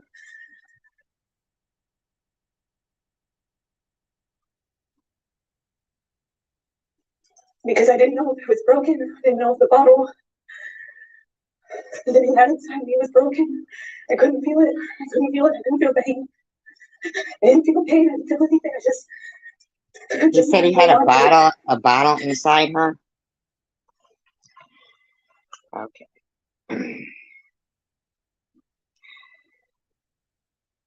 I looked around and I saw so much broken glass that I didn't know if he would know. If he would know, I didn't know if he would know if it was broken or not. And I just remember thinking, please God, please, please, I hope it's not broken. I don't know how that ended. I don't know how. I'm surprised she didn't call the police after that.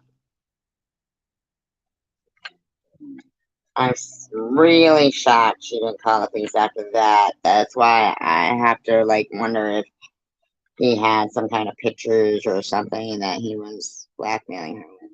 I got off the countertop.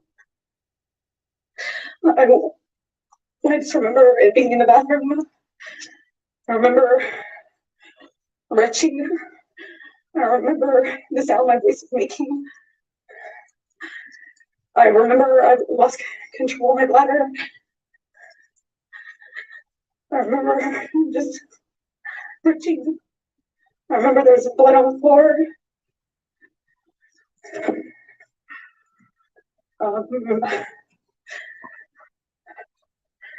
I got up at some point. Where's the questioning against this?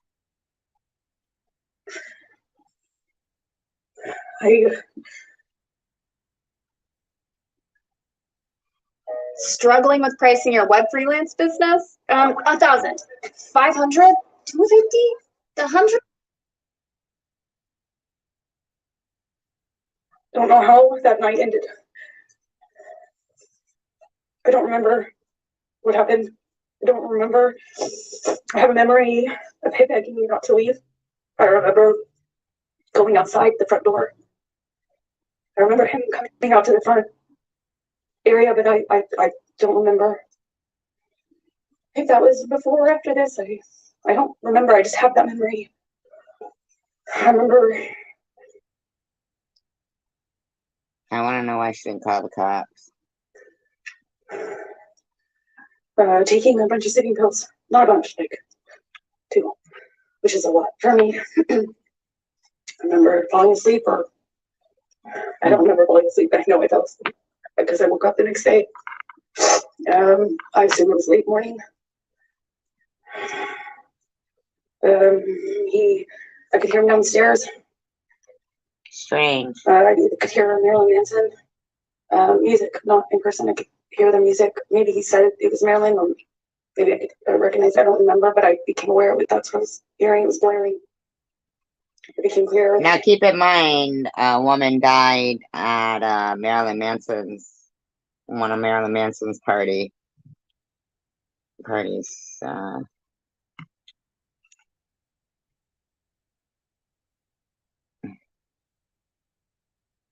That's terrible, Bobby. Obvious to me when I walked downstairs, he was still up. He hadn't gone to sleep again. I walked downstairs and I saw this brown on the walls going down the stairs. And the brown on the walls became clear, like lettering. And then it was obvious it was dried blood. Handwritten down we had a spiral staircase, like white cream walls. There's blood on the carpet. I could see blood drips. Now, mind you, this was a rented villa.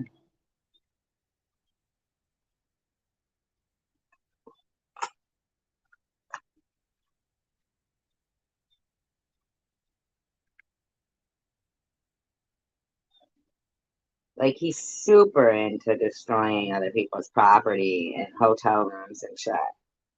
He wicked likes doing that, apparently. From what we've seen here. That's one of his most favorite things to do.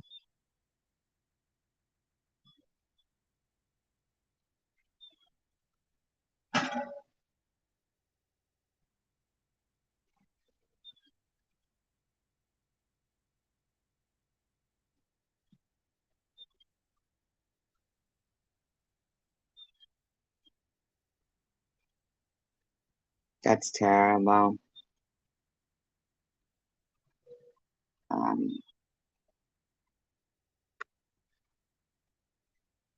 I thought it was for my arms or feet, but it was drips. So that plus the walls writing, I saw this brown letters on the wall, and then realized that he was trying that there was meant to be a message, but it was incoherent. I saw what looked like my name, but I really couldn't make out most of the rest of the message. Walking down the stairs, I saw a bird in the house. That was surreal. A bird? I went down to the main level where my painting studio was, and I had some canvases out. It was in the living room area.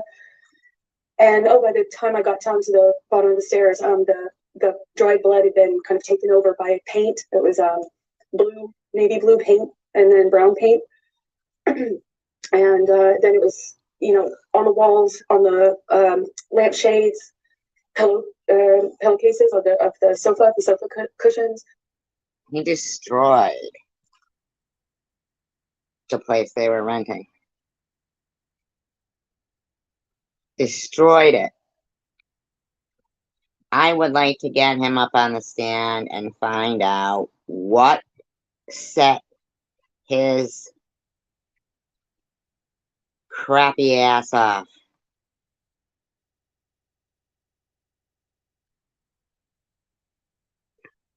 There was blood in the painting studio. My canvases had been covered with what looked like just brown, blue, green, red mess. It was just a mess. There was a painting that had, a painting that the owners had that had, giant penis on it, and some other things. Wow. Now, where's the owners of that fucking villa? Did they sue him? I want to know that. Can anybody look that up? Did the owners of that villa fucking sue him? Table overturned, a bunch of broken glass on that floor. I walked downstairs where I heard the music coming from, and that's where I found him, blaring his music. He was in the study, which is in by the bar games table area off to the side, and it was just glass and blood and broken windows and a broken window.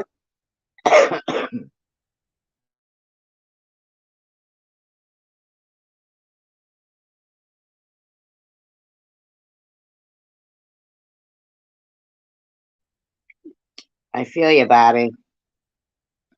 I feel you.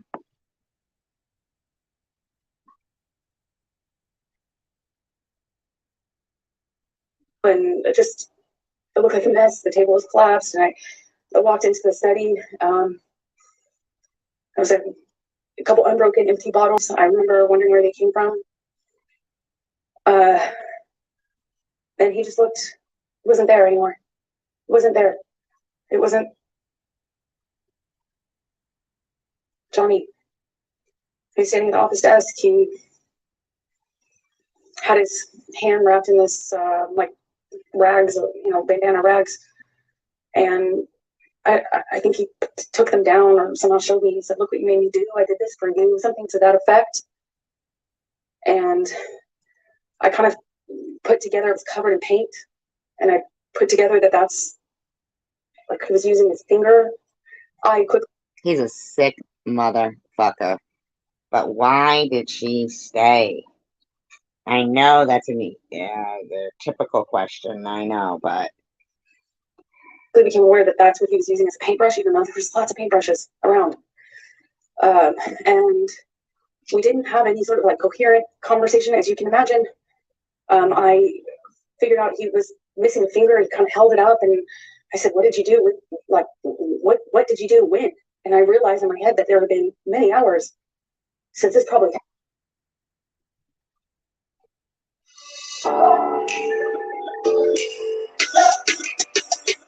Putin's days are numbered. This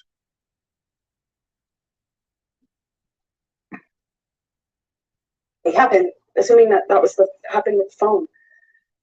In any case, I knew it had been way too long, that he had this blood, that he was bleeding, and I said, "I'm going to call 911 if you don't call Jerry now." I still don't recall which of us called Jerry Judge, his security. At some point we went upstairs. He came upstairs, but he went up to the third floor while I was in the main floor, the entry level floor. So there was security around. I mean, so he had his security around, but she probably didn't have hers, and he's the one who pays them. Wow. Wonder how much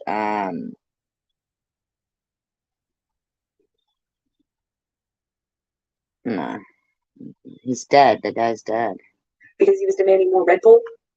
And I was thinking that's probably not a good idea. I don't know why coffee would be so much better, but in my head it was.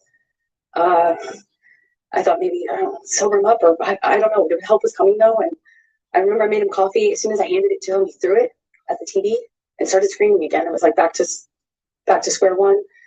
Shortly after that, security arrives. I don't know how long, maybe a few seconds or minutes went by, not long, but they kind of find Johnny, or Johnny finds them walking out of the front door.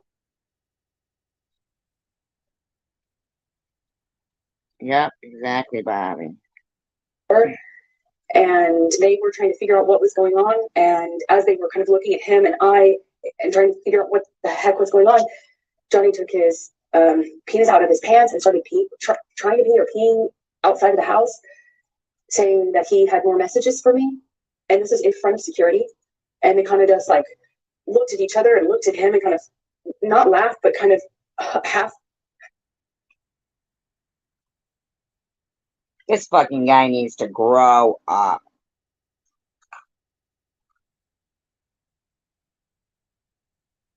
Played it off and corralled him. It was how it looked. It looked like corralling a wild animal back into the house with his penis still out of his pants, peeing or trying to pee. That's what he was indicating. And he went to the wall of the house, and I remember him standing at the wall trying to leave me more. Holy mother of God. He's fucking laughing. I mean, come on, Judge. Say something. Saying he had more information for me. He was gonna leave me more messages, more information for me. It made no sense. And Jerry Judge, his security, and one of the nurses, shortly after, I think they put me in the theater room, but shortly after, I remember talking to one of the nurses, and she was trying to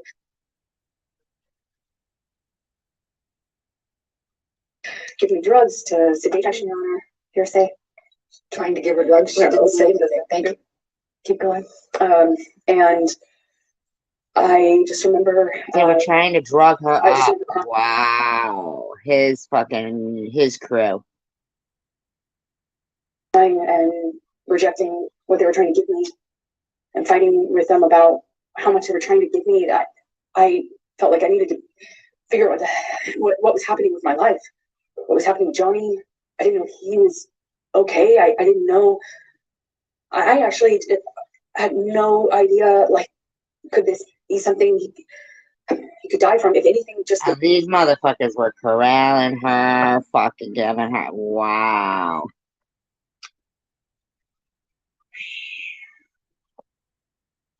A lot of this shit seems criminal. the drugs and alcohol. I mean, that alone, I didn't, I just remember being scared and being in this theater room, this dark theater room, and not knowing what the heck was going on. I eventually was taken up to my room by. Man, I'd make each one of them motherfucking security people and that nurse get their motherfucking asses in there.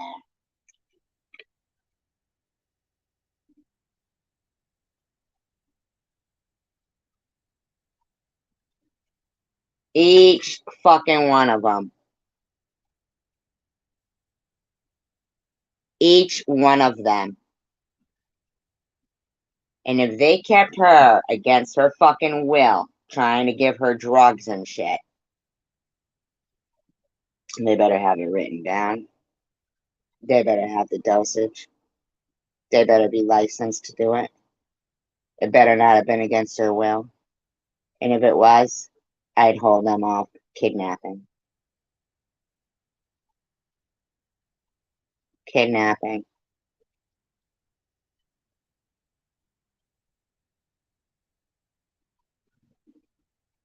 He kidnapped her.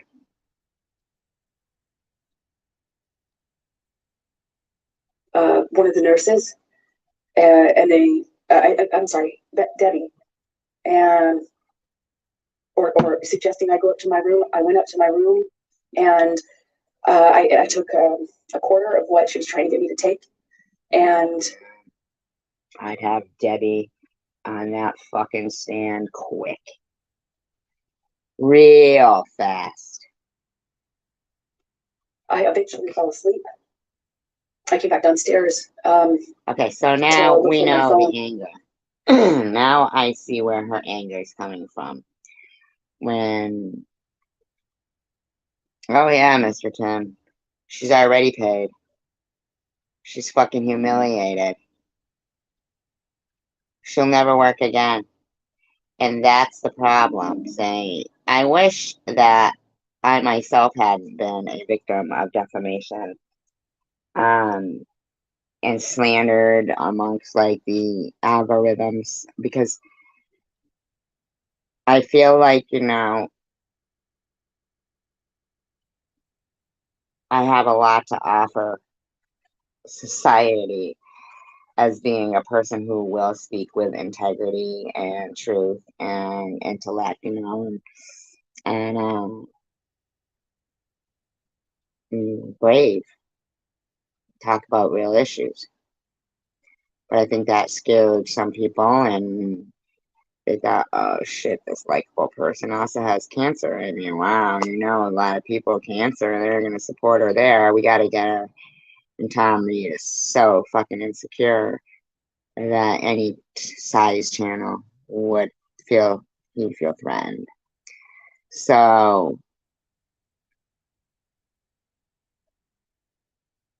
I do think that,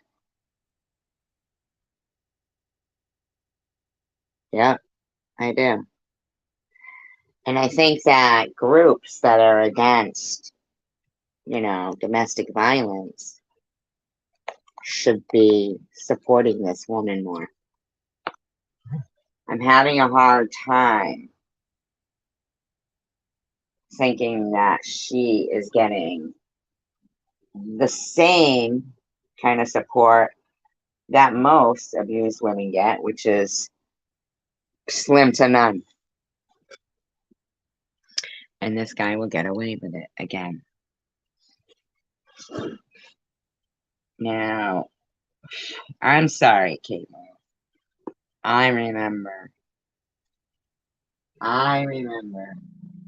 She was with Johnny Depp, her being on the floor of bathrooms all fucked up on heroin.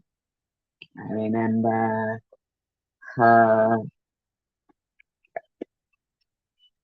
ushering in actually the heroin chic look. I believe it was because she was also displaying signs of domestic abuse.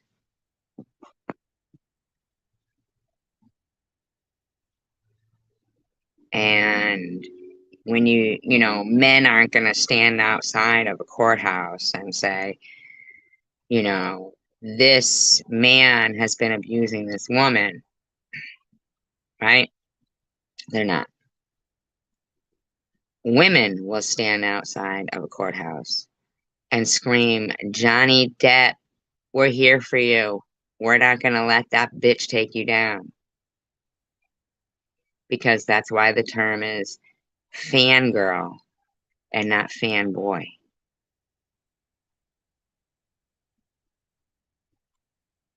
And I think it's pretty shitty.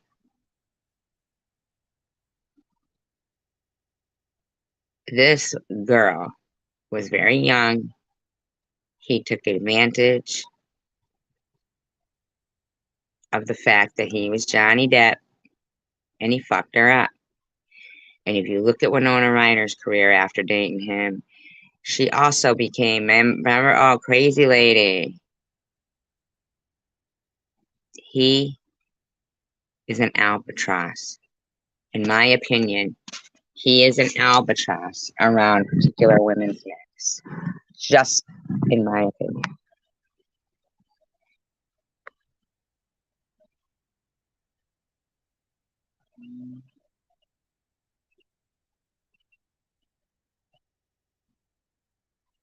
Yeah, but no, that I don't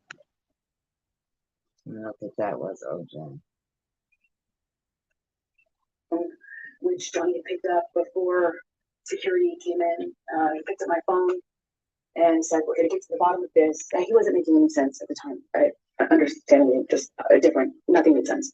But he picked up my phone and was saying, I'm gonna prove this, we're gonna get to this, we're gonna get to the proof of this, something to that effect. I don't remember his exact words. And he pushed record on my phone. Now, was she up in her room? Wasn't she just up in her room at that point? Didn't actually at the time think that he had done that.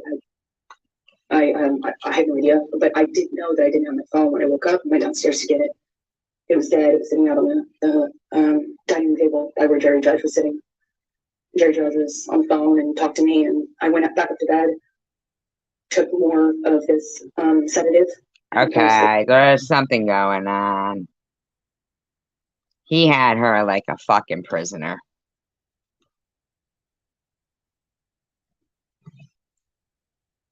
Where's her parents? I want to speak to her parents. I want to know what she was telling her family members and friends. And then I think the next day, I went to the closet and took out the clothes that he hadn't painted on. I guess when he went back upstairs, he had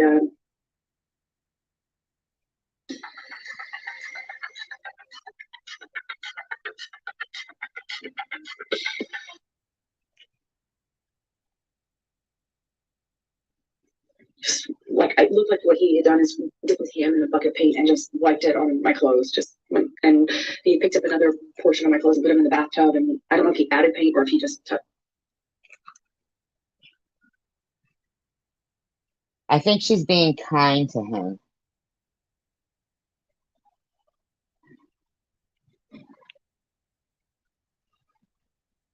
First of all, I want to know why they went from, like, what happened, the hospital shit. Okay? Wasn't the security there to take him to the hospital, not to dope her up, corral her into the theater and dope her up? And her phone was gone.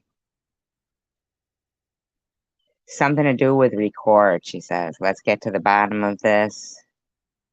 That got skipped.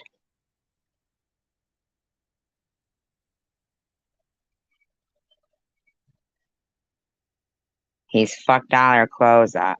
So now, was she naked when security got there? Or no, because she had gone upstairs. Did she say to any of these people he did anything like that with a bottle?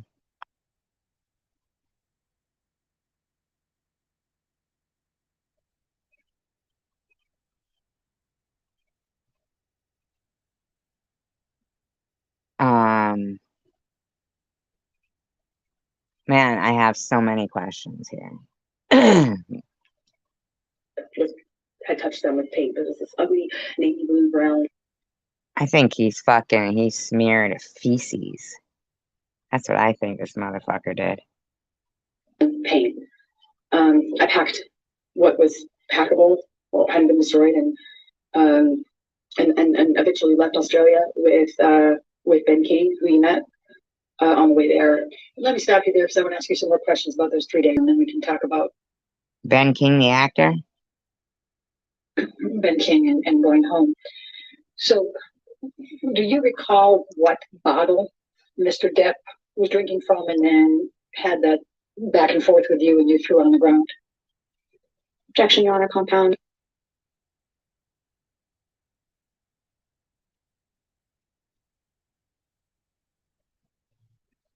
How the fuck? Oh my god. Reading. Sustained. Do you recall what the bottle was? No, I don't. Do you recall whether it was wine or liquor? It was liquor because the wine was upstairs. Do you recall what color, excuse me, it was? Well, I believe it was white, or clear, but I can't be certain. I think it was clear. Now you know. I can't help but wonder. This is how my mind thinks. Hi, Monster Radio.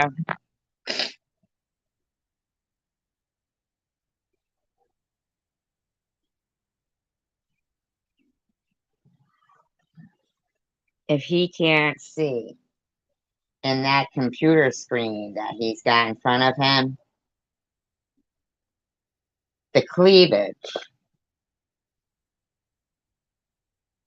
and the reflection of the girl conveniently seated behind him.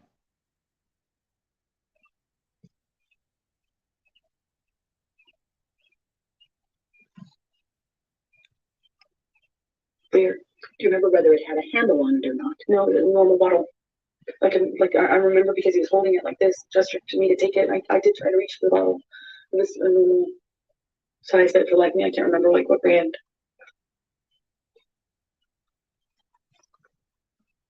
Okay. When you woke up that third morning and came out of your room, what if any food did you see? Oh yeah, I forgot about that. Objection, Your Honor, leading.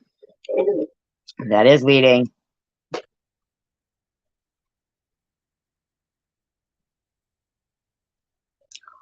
Only because the way she answered it.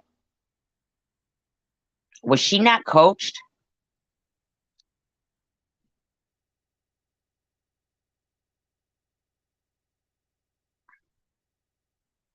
She should have been. There was mashed potatoes smeared all over the bedroom door and on the wall and various places. But I remember opening the door, being really confused at first as to what it was. A little like specks of green in it. I assumed to be spinach. And she keeps playing with her fucking chest, and he's fucking watching his computer screen. sitting behind him, keeps adjusting her fucking silk light blue teddy shirt she's got on there. Unreal.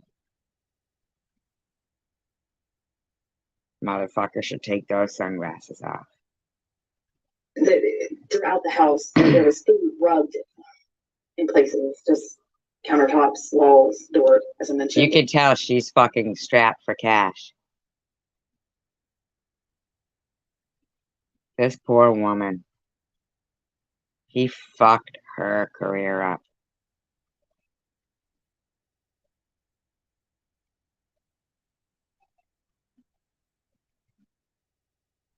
And later that evening, I found the raw meat that I had left out, the steak, all over the house, or pieces of it. It was cut up. And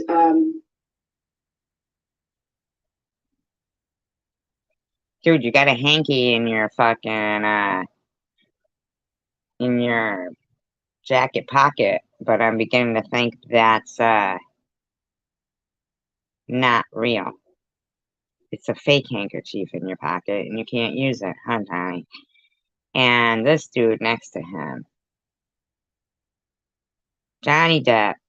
Are there no Kleenex boxes in a fucking court where people might cry? Why is he using the same piece of tissue over and over again? Why were there lawn chairs that they were getting their she had some pictures where he was totally like, fucked up, okay? These lawn chairs. Ratty old fucking lawn chairs. This motherfucker is a fucking high-bird motherfucker, Johnny Depp, in my opinion. he ripped my nightgown into pieces, into shreds, and wrapped the meat up, like wrapped the steak pieces up with my nightgown. It was this really beautiful burgundy silk nightgown that had this black lace trim. I ironically got it from Dr. Kipper for a wedding gift. Get out! And it was Get the wrapped- I fuck found it. out! No I way! continued to find No it. fucking way. Okay, wait a minute. Oh, hell no. Oh, hell no.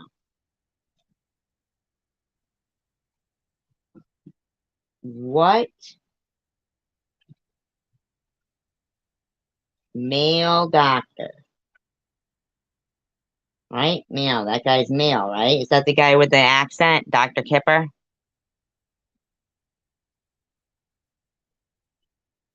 Gives a fucking nightgown as a wedding gift. Something's weird.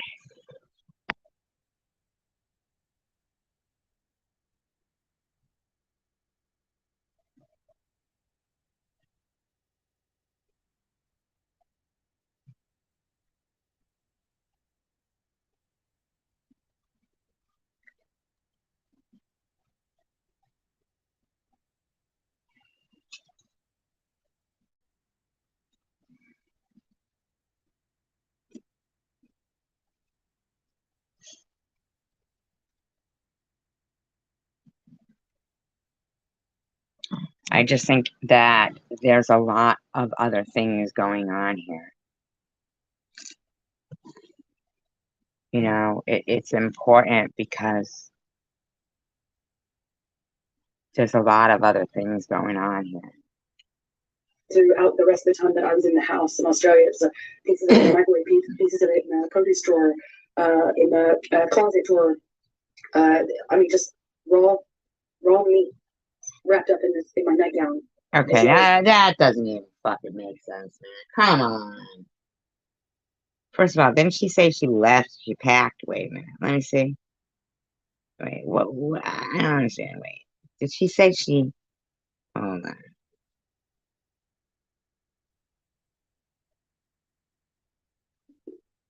Spinach. And throughout the house, there was food rubbed in places, just countertops, walls, door, as I mentioned. And later that evening, I found the raw meat that I Didn't she just say she came down and packed her, or she had packed her cases? had left on the steak all over the house, or pieces of it. It was cut up, and he ripped my nightgown into pieces, into shreds, and wrapped the meat up. Like, Something's weird about that, man. So he would have had to cut the meat up too.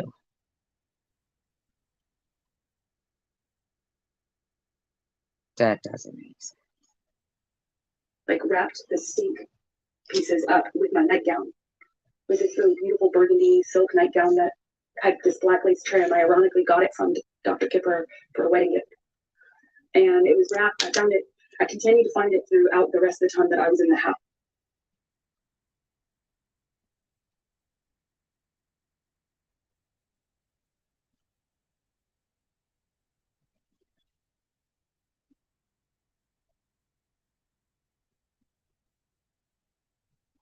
I can't help but wonder if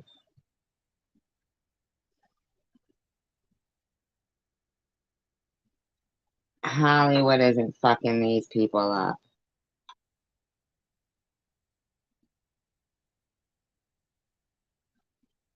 Both of them.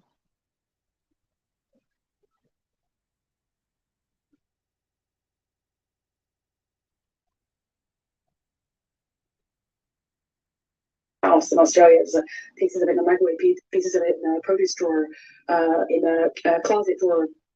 I mean, just raw meat wrapped up in my nightgown, as well as the smeared food on the walls.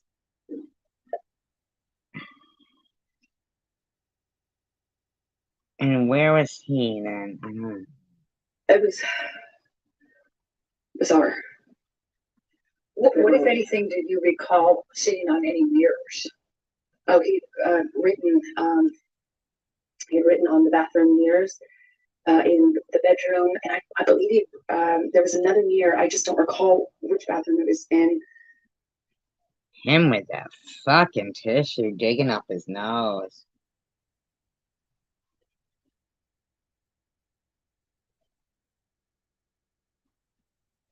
Man, I'd have both of these in a rehab and then continue the case.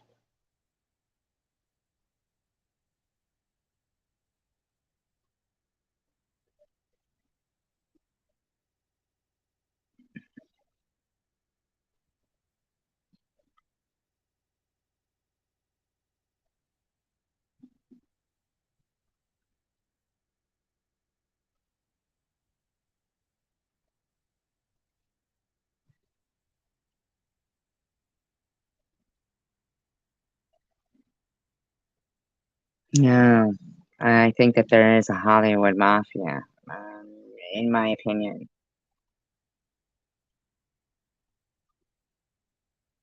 Wonder if they have anything to do with the Scientologists. I suppose it was the one that I went to, which is on the very bottom level, where I was retching, for lack of a better way to describe it. I think it was in that bathroom that he also wrote on that mirror as well. What, if anything, do you recall? In pink, sorry. I'm sorry. What, if anything, do you recall of any lampshades being written on? Well, he wrote on messages to me, things to the effect of go-getter, or sort of thing, like that sort of language. But calling me easy, calling me a slut, calling me,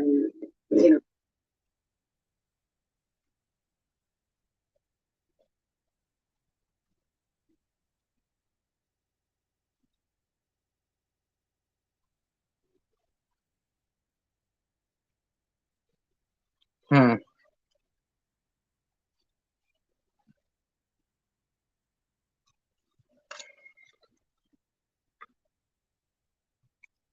What a shame.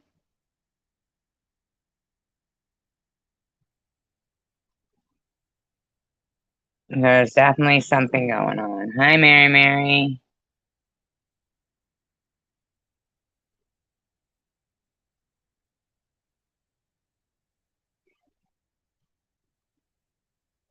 Yeah, like that. Not Mary Mary. This is scary. I feel like, I mean, come on. We're talking about somebody who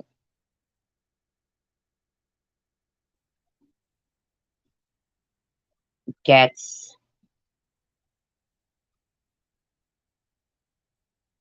so-called molested with a bottle in a rented villa that God knows could have any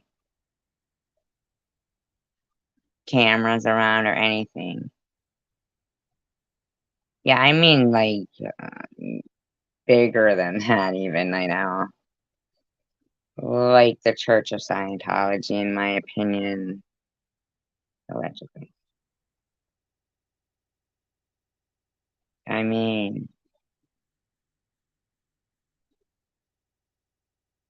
we gotta admit, there's some pretty fucked up shit going on. Excuse me. And with that AI now, man, virtual, like people could, I mean, seriously, I want to know what happened from the time that, I want to know who this nurse is that they're trying to get, they corral fucking Amber Heard in the fucking theater there and drug her up, and in the meantime, fucking, where's this hospital report that he went to the hospital, and and at what point did they come back to the place, him and his entourage there, and he still hasn't slept, still hasn't ate, and he decides he's going to go in the kitchen, cut up her nightgown into little pieces that coincidentally the doctor gave her for a wedding present, a nightgown, which is so fucking weird, and wrap pieces of meat.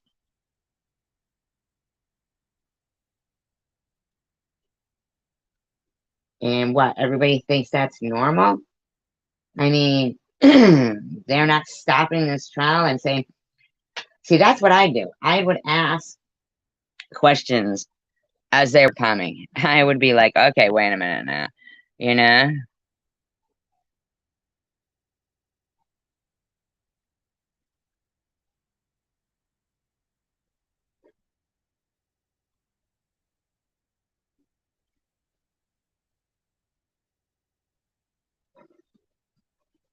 Like just thinking about ego and what a whore I was, but it was hard to make sense of it because it was clear he was just out of his mind. It was, I mean, he wrote on a back of a pillow. Okay, but for now, this has been going on for 3 days now.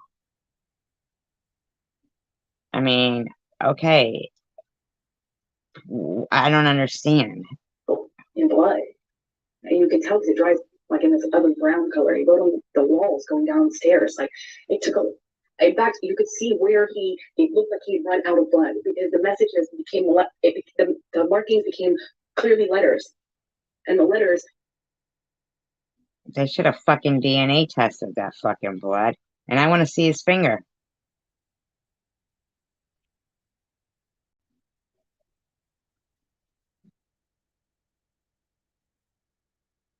Yeah, I know, right, Mary? I mean, there's some shit going on here. Kind of became.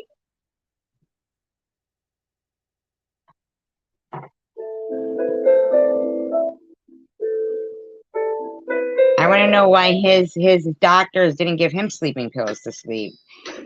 He apparently needed to go to bed. He hadn't been to bed in days. Dedication.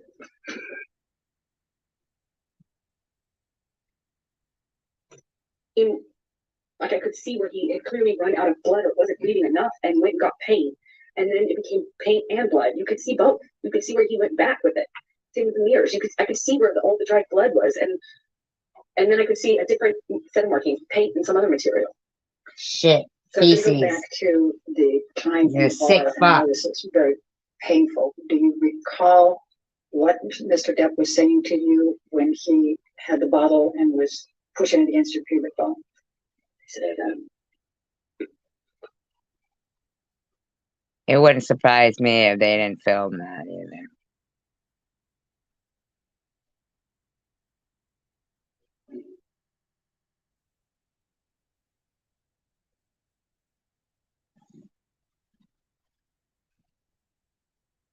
Right, but I'm talking about the Church of Scientology night owl.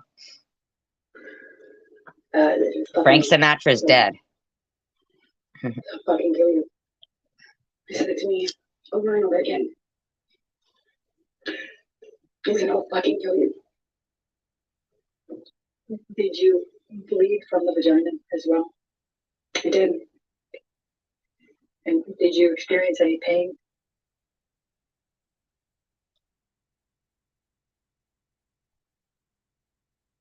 Later?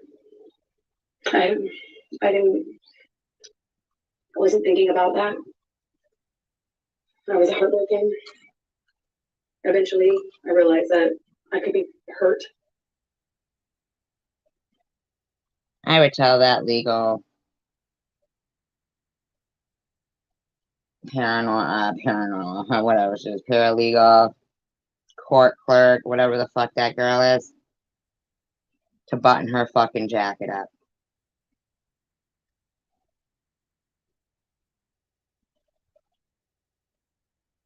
I would tell her, button your jacket.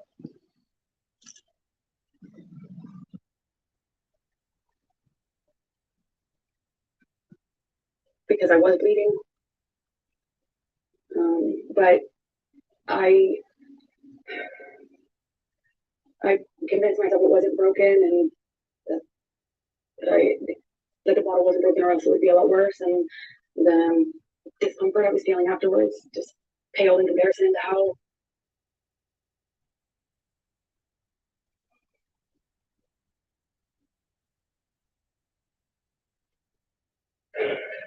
scared, shocked I was. I was scared. I just married this man. I just married him. Oh man, she probably signed something too. Man.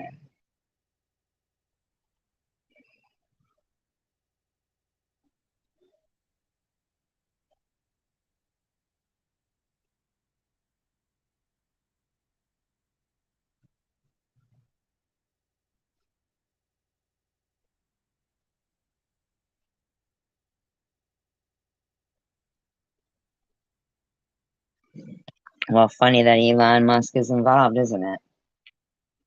Isn't that strange, huh, Jax? I forgot about that. I'm telling you.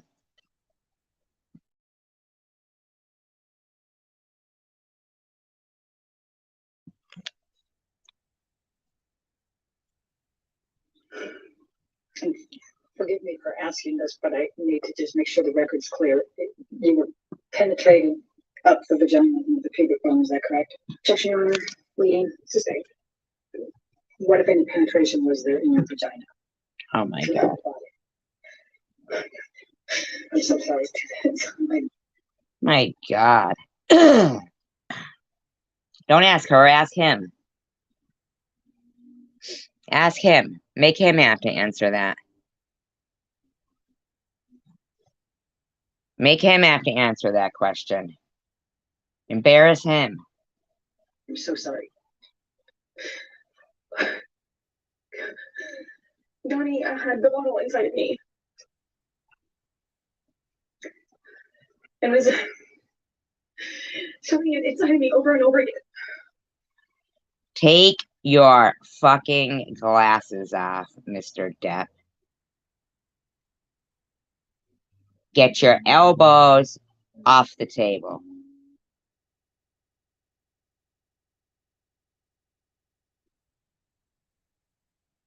Man, I would fucking. Mm.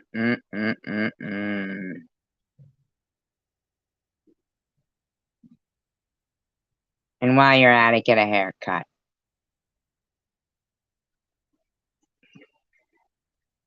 Did you experience any cuts on other parts of your body? My forearms were cut. My bottoms of my feet were sliced up pretty good. Did you have any other bruising or swelling?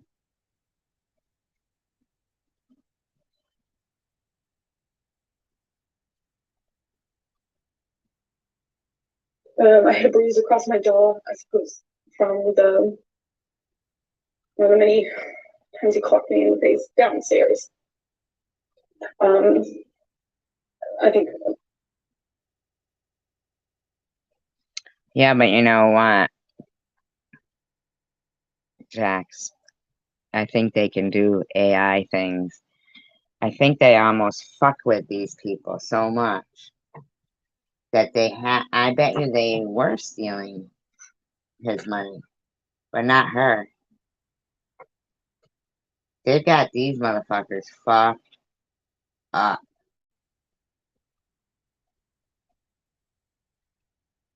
Fucked up. Why would anybody call their own doctor and ask for ecstasy and cocaine?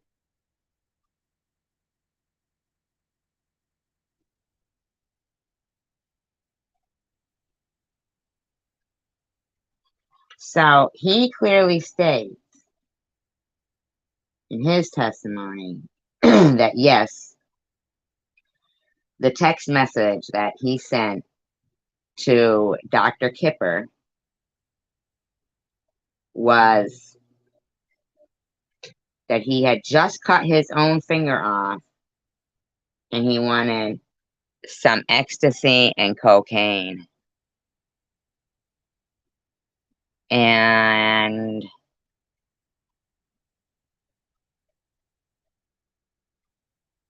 she doesn't seem to have any recollection of the finger being cut off, but we know Dr. Kipper was there, and so were those medical people that were trying to get her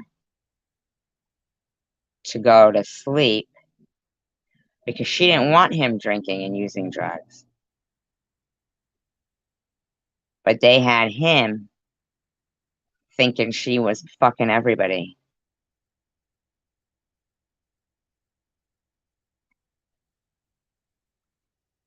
They're fucking with these people, in my opinion. I think I just didn't make a record of anything else. I'm going to ask you to turn to, let's go to, They didn't want him with her.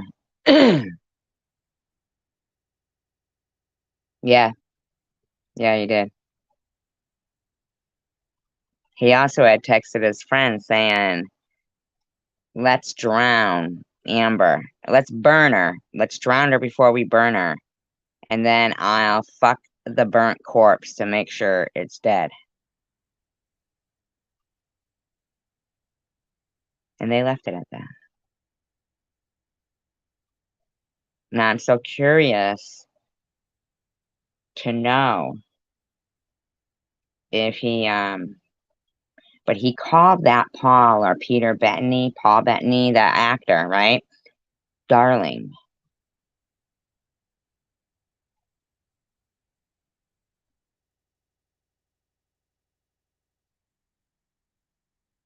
There's some weird shit going on here.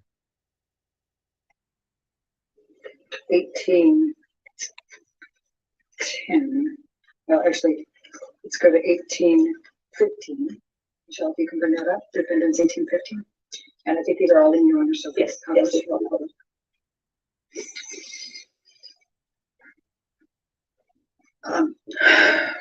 Is this the game table? I don't understand why they won't give her a break.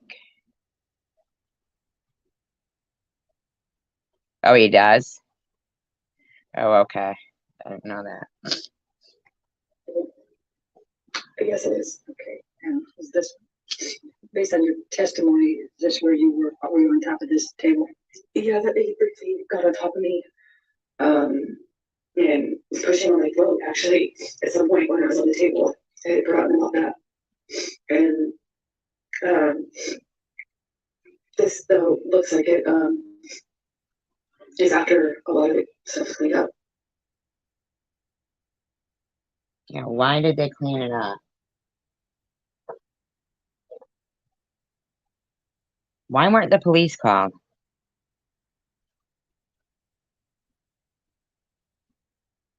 When we know she didn't have a phone, we know he destroyed the one that was there.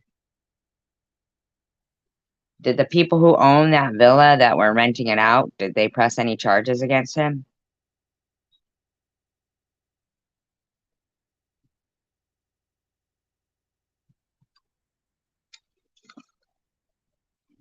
Because it didn't look quite like this. Okay. And did the table collapse? Yes, it did. What did he just put in his mouth? What if anything? Oh, really? What did he just put in his mouth? The table collapsed underneath me. Wait a minute. When Wait a fucking minute. Did he just pop a pill right in front of Is this the court? Yes, it is. Okay, and is this, based on your testimony, is this where were you on top of this table? Yeah, that he briefly got on top of me, and was pushing on my throat, actually, at some point when I was on the table. I had forgotten about that. Where does he get that from? And, this, though, looks like it, is after a lot of it stuff's cleaned up, because it didn't look quite like this. Okay. And What is he fucking eating?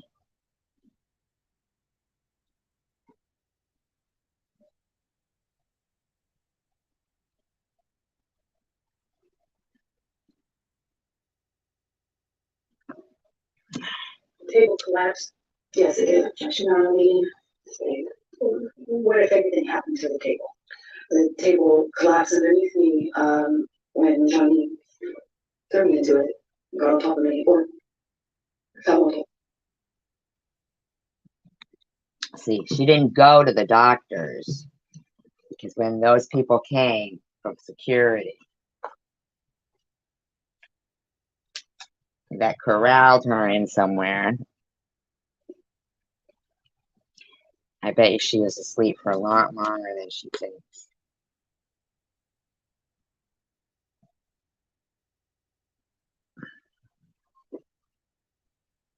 And she started that one thing with the whole Johnny picked up her phone and said to them, hit record. And then next thing, that story didn't get finished. Yeah, I honestly don't know. She didn't have her phone, then it was dead. What happened with He that? runs a sustainable camping supply business. He's He smiling recorded because her. FedEx is growing its They're fleet of holding something over her head, both of them. I don't know. In my opinion. We could look at 1816, please, defendants.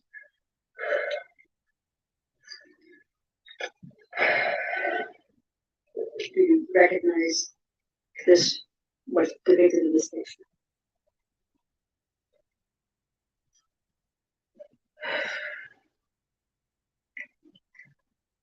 Okay, there's something fucking going on here.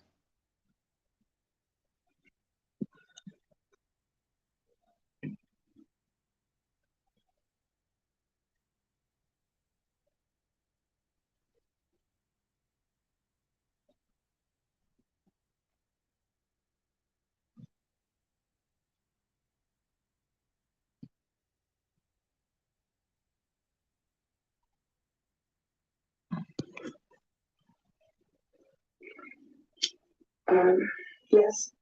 What is it? It looks like, the bottles that were by Johnny on desk when I came down that last morning, and he's still up, still drinking.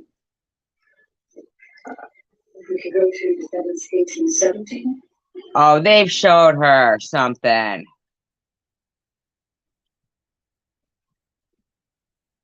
Fucked up there.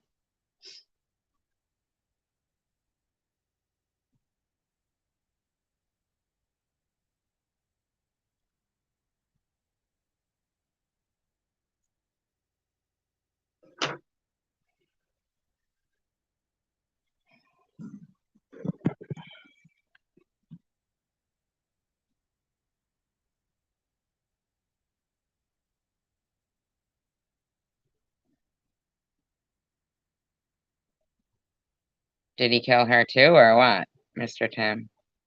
That's horrible.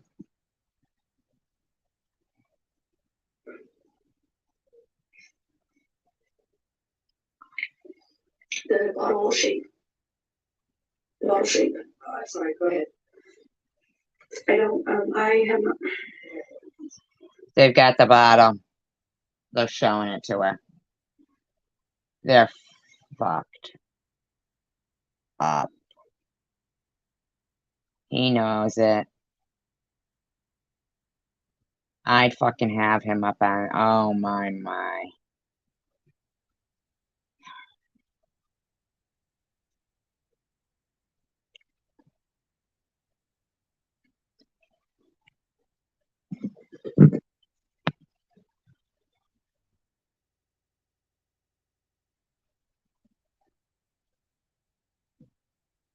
Oh wow, that's terrible.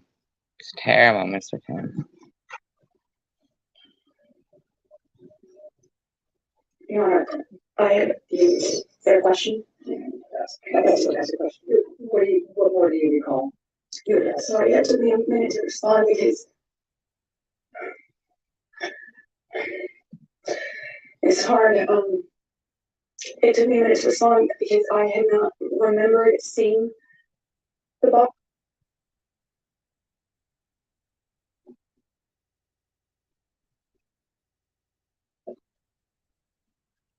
Oh, that Johnny was using on me. I didn't have a memory of seeing it. And this picture, I wasn't aware of until just the other day, yesterday, the day before.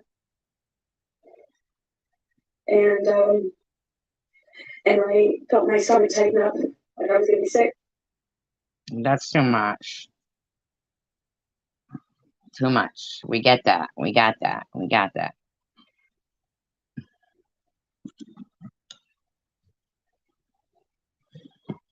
When I saw it, because even though I didn't remember seeing it a lot, but what I had remembered is a pressure, like something square, which is why I thought he was punching me.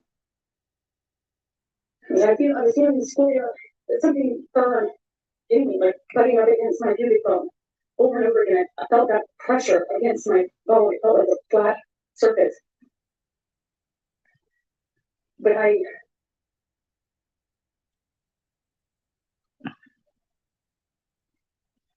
when I realized it was an object, a bottle, and on his fist, which is what I thought was his arm. I could see his arm. He was holding. Oh, see, he's sick. He's a fister.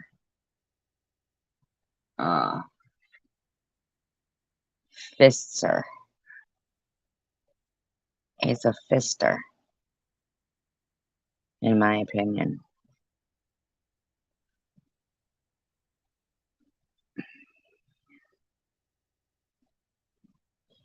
He's sick.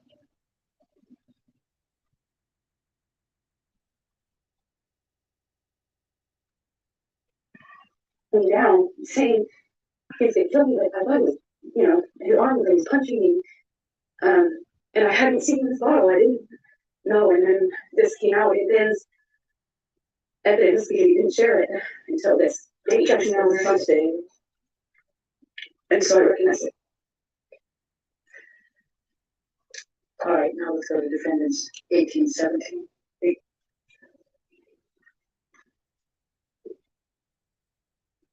Do you recognize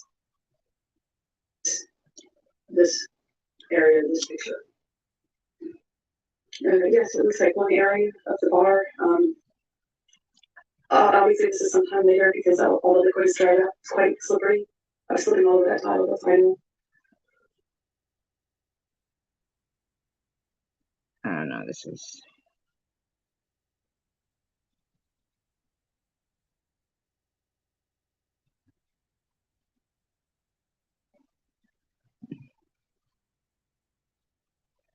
The Washington Examiner launched a new initiative titled Restoring America.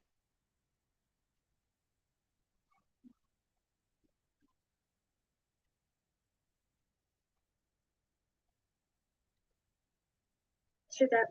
I'm going to play another audio recording. This is a different portion from what Mr. Rottenborn played for you today. It's DX 580, 598.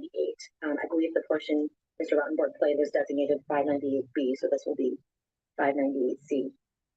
And first, I'd like to play the portion from 31 minutes, 14 seconds to 33 minutes, 4 seconds.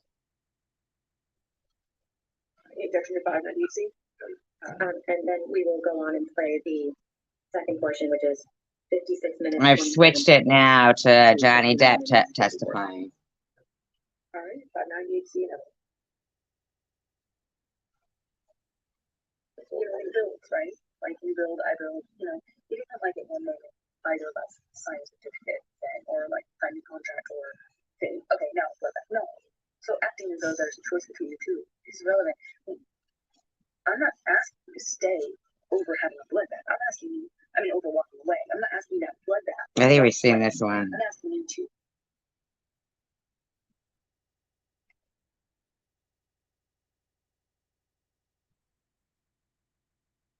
The next question, ma'am.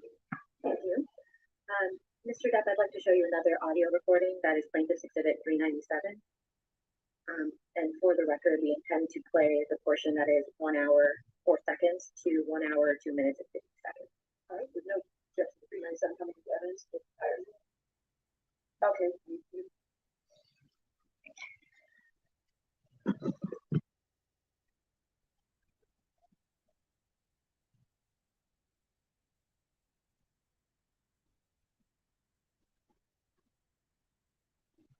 I heard you're not supposed to look.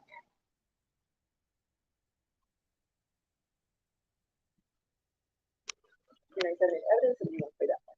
Fine.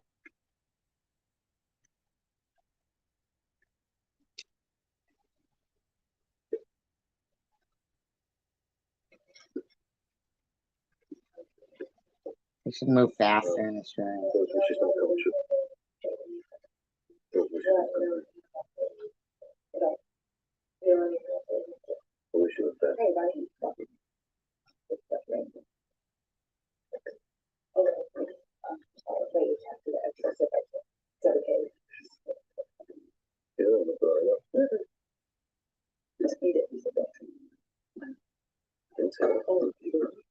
I said I didn't think you were looking for it anymore.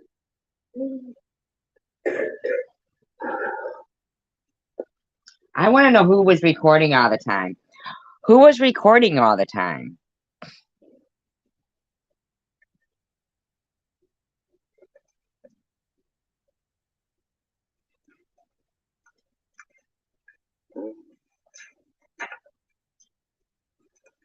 Probably going to be pretty good for you. Rocky and Bob and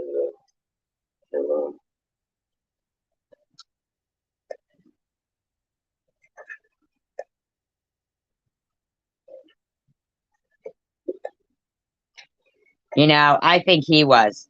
Because he's the one closer to the recording. He's the louder one in the recordings.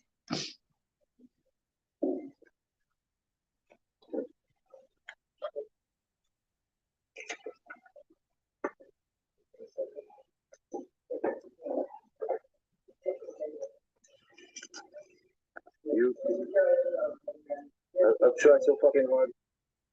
He's the one recording. He's a dick. There is something wrong with that guy.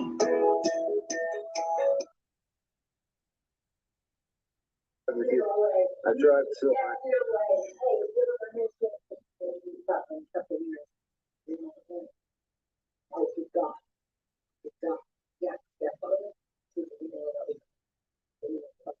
Something about somebody's stepfather?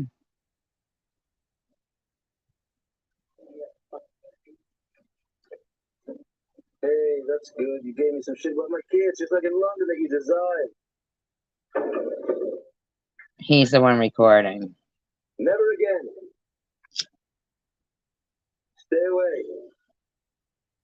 You don't exist. You will not be getting my words.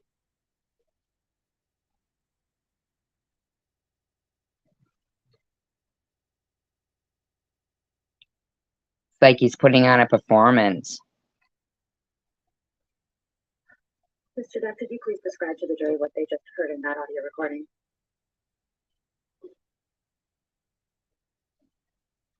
I don't know when, I don't know when that, if there's a date on that, but, clearly there was some animosity and another clash. And Wow, he is fucking an idiot.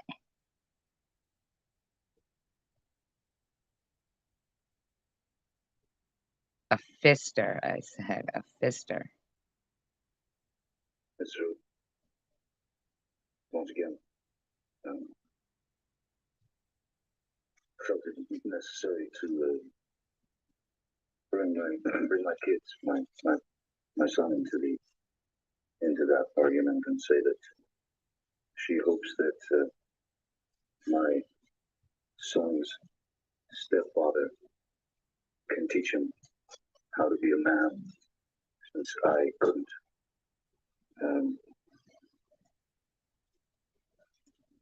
Okay, yeah, and I mean, evidently, she's correct. Why does that bother you so much? Oh,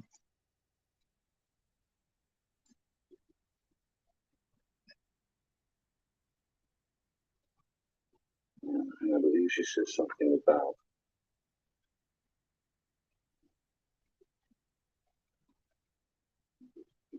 more man in the stepfather than would be existing in my legal terms left to nothing. How often did Miss Heard bring your children into your argument? not. Too often. Mm-mm. And at the end of your relationship, how was Miss Heard's relationship with your children? Non-existent. My children, my kids are far. He probably treats her like she was never good enough to be around his kids and told stories about her. More intelligent than I am, and they both they wouldn't be around Miss Heard. They refused to be around her anymore. They didn't Okay, buddy. like the way she treated me, which was written a very elegant letter by my daughter to Miss Heard. I don't know if that's some evidence, but I remember my daughter sent a text to Miss Heard. Wow. This fucking guy. Objection, Your Honor. Just here's that one thing to look about his story. One thing to Okay. I'm sorry, I read the Yeah, I understand. Next one. When did you learn that Miss Heard had filed for divorce?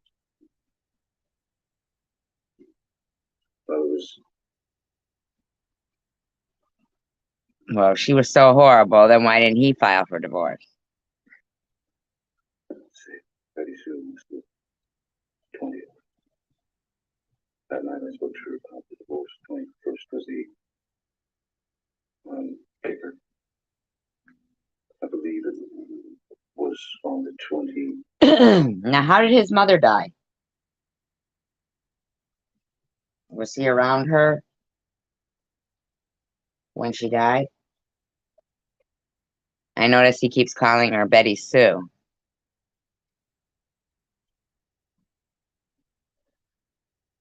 Where was he when his mother died? I'm just curious. Where was Dr. Kipper? Just curious. The 3rd. And I'd already left town for New York to prepare for this work. Did Miss Heard know that you were out of town at that time? Oh, so, okay. I don't know.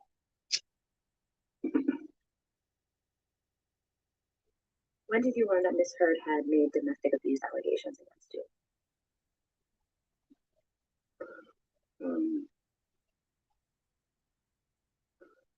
The 27th. So basically, what this trial teaches us is a woman isn't allowed to speak out if there is a man that other women perhaps should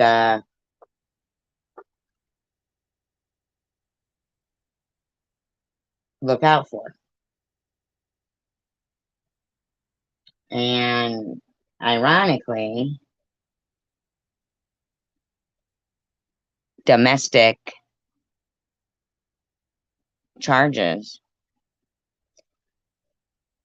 are the things that are not of public record.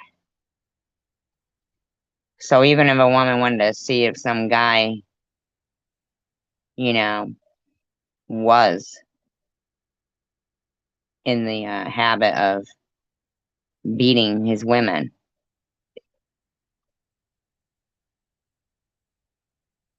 it's very random and rare that that occurs.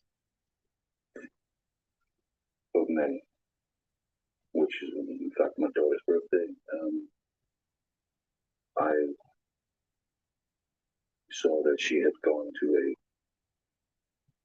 a court. Speak faster, Mr. Depp. Some court, and there were paparazzi everywhere, and her a mark on her face. And it also happened to be the day that Charlie and Alice in Wonderland 2, to the Looking Glass was opening, and that's the day that she chose to. Poor you. Ah, poor you. She couldn't have come out with her domestic abuse stuff at a more convenient time for you. Your daughter's birthday, Betty Lou, the opening of your movie. Poor him. Did the go to the courthouse and get a TRO, temporary restraining order against me, but I was in Europe already at that point. Mr. Depp, I'd like to show you what's been marked as Plaintiff's Exhibit 487. And just for the record, this is a very long document. And hadn't your mother just died?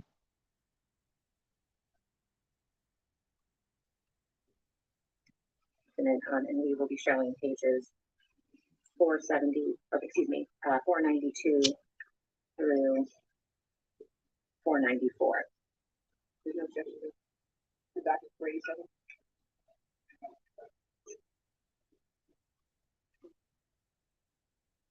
Are you ready to step us now? I can give them an opportunity and go through it with Mr. Depp, if that's okay.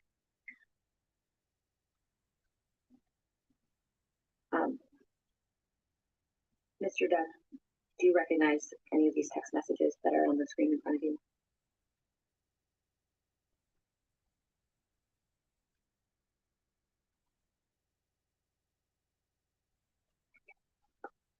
Yes, he does.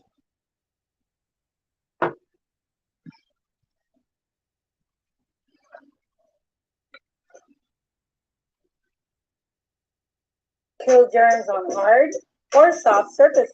New Clorox disinfecting mist. Shop now.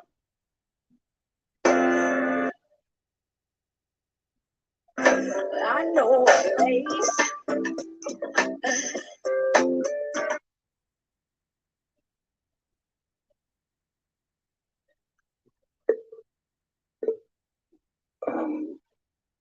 Vague memory of these. And who were these communications between? Looks like myself and it's me, in the green, and Miss Heard's words in the blue. And do your communications reflect that Ms. Heard understands that you're in New York? I'm sorry. What is the date of your text messages here on this page? I thought he said he was in Europe. That's the 23rd of May, 2016. Hers are the 24th of May, 2016. And based off of these communications, God, why do they still have all this stuff? I mean, it's like people were manipulating this relationship to become a tinderbox, like almost, you know, something explosive. does this refresh your recollection that Ms. Heard knew that you were in New York on this date?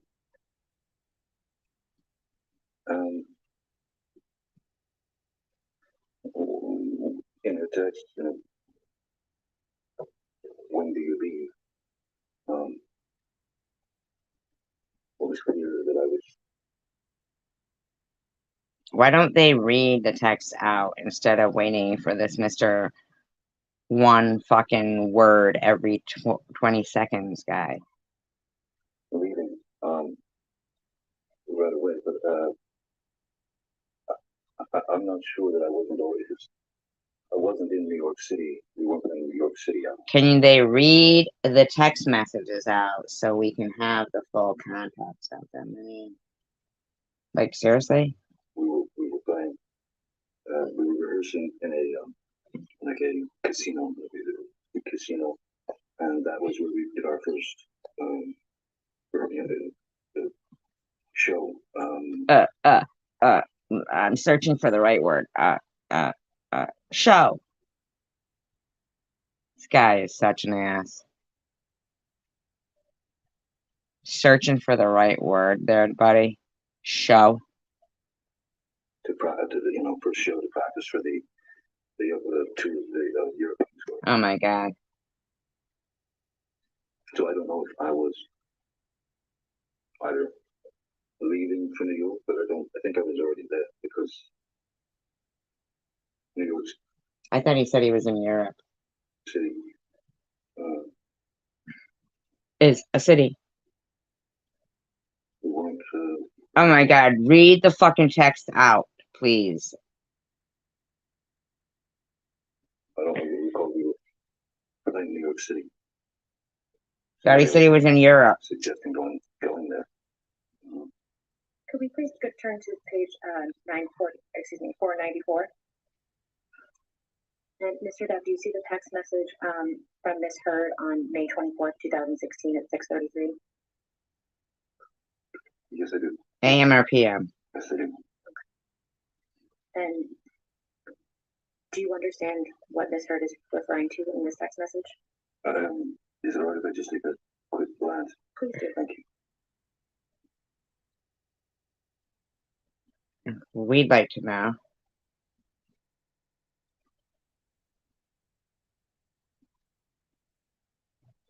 Thank you.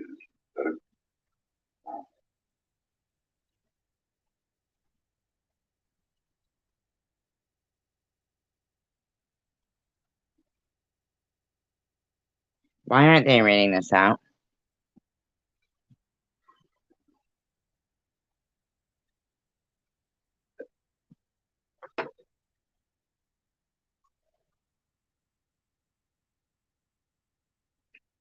Unfucking believable.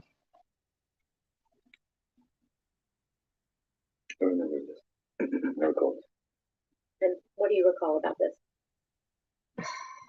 It's a It text. made no sense to me. We don't know either. It just didn't make any sense to me, especially about, well, as long as you don't file, nobody will know.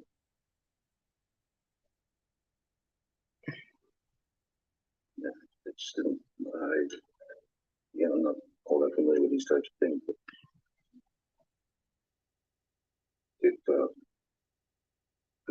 if it's two people in a relationship and the relationship is ending, in any case, the outcome is divorce. So Speculating. I didn't understand these explanations of this can happen or it cannot happen. And I only did this because my lawyers said to. No, we're not hearing this. This is just we want to see what the fucking text said. Didn't make any sense to me, and it looked like she was grabbing at straws, trying to figure out what, in fact, to do. Mr. Dunn, I'd like to just ask you about a couple statements Ms. Heard makes in this text message. She first says, just to confirm that the cover letter is completely private and has nothing to do with any public record. You see that? The first sentence in the text message. Yes, I do. Do you know what cover letter Ms. Heard is referring to? No, I don't. And then she says, and only included the domestic violence / restraining order stuff because I called the lawyer when the cops were here and I didn't know what to do or why that happened and was scared. Do you see that? Yes. Do you know what Ms. Heard is referring to when she said that? No.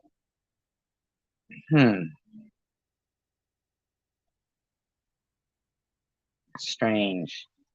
And then dropping down to the bottom, it says 2 lines up, I thought you filed. Do you see that? Yes. Okay.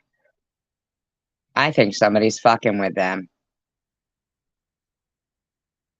I think they both got text messages and somebody called the cops that she had called saying there was domestic violence. She thinks he did something and he thinks she did something. And do you have any understanding as to why Ms. Heard thought you had already filed? No.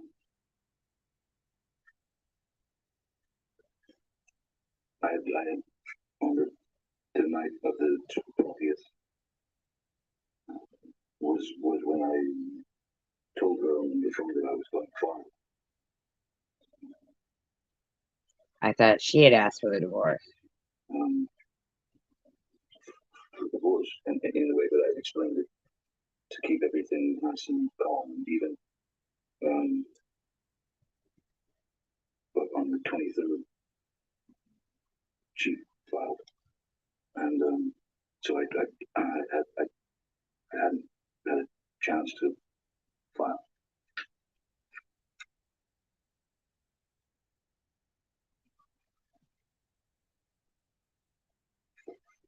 Your Honor, I would move plaintiff exhibit 487, specifically the portions from page 492 to 494 into evidence. Page 492 to 494. Yes, Your Honor, it's a 700-page document, so this page. I'd like to know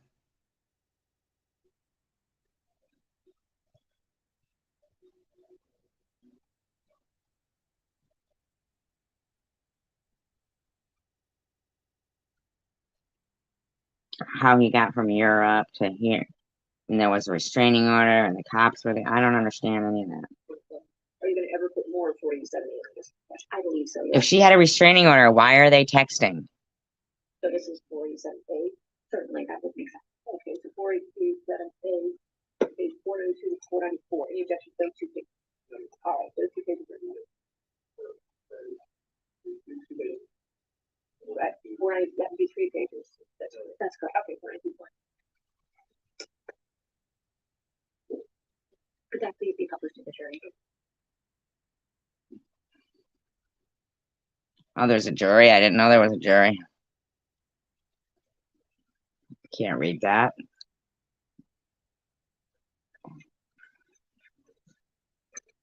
Can't read that. No way. Ms. Heard did end up seeking a temporary restraining order, then, correct? Yes, she did. And what did, I believe you already said this, but could you just remind the jury what date was that? 27th of May. Just confirm that cover letter. It's the same thing. Same exact thing they And just where read. were you when you learned that Ms. Heard had actually filed a temporary restraining order? I don't recall if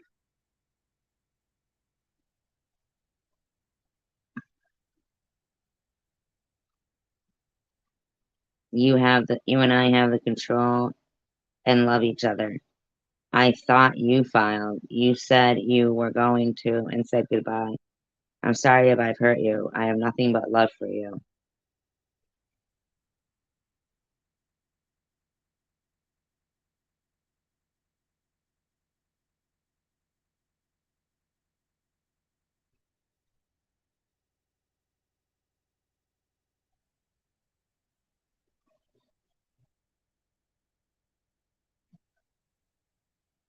We had left for Europe as yet.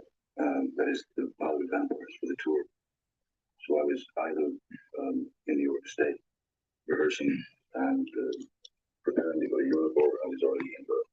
I have to check the tour dates. So make him check. Did you find out on the 27th or shortly thereafter? No, I found out on the 27th. It was everywhere. What do you mean when you say it was everywhere? It was That's because some publicist did that. I think somebody's fucking with these people, in my opinion. And multiplying throughout media, throughout social media, throughout so-called sort of straight media or whatever. And I was taken aback a bit. If we could take this down and please pull up Plaintiff Exhibit 411. They should each go to 90-day rehabs, right? They're super monitored, okay? And they can even be allowed to follow their journey through it. And I think that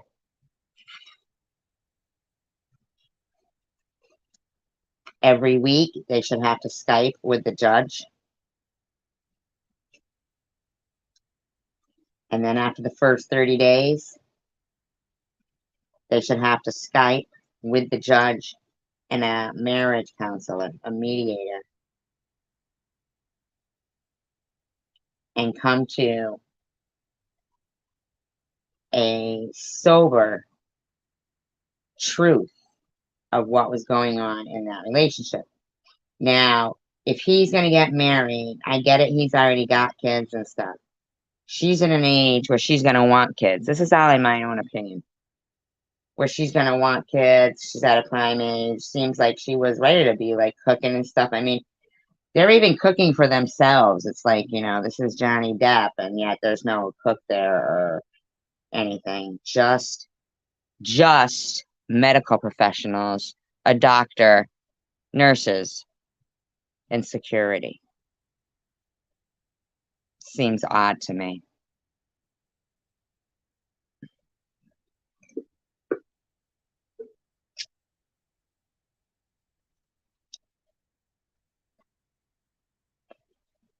Mr. Duff, is this some of the media coverage that you were referring to? Many things of this nature yet. Many. And do you recall actually seeing the specific article? I don't remember seeing this specific article. After 90 days, if they want to continue with this, then I'd let them.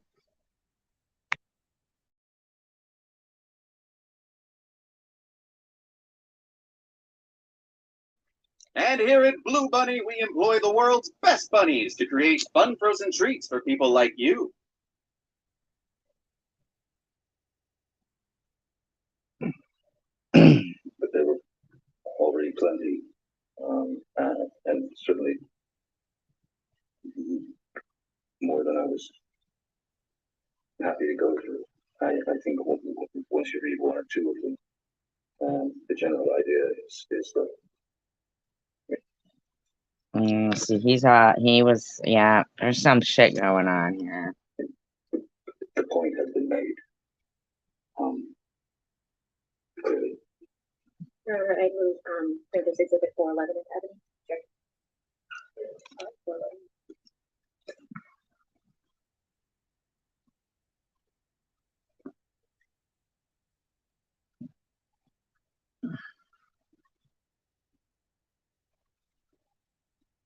Could you please take this down and pull up Plaintiff's Exhibit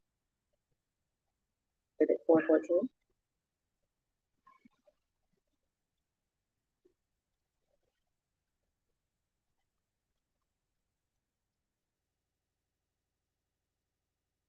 Mr. Duff, Yes. do you recognize this article at all? I remember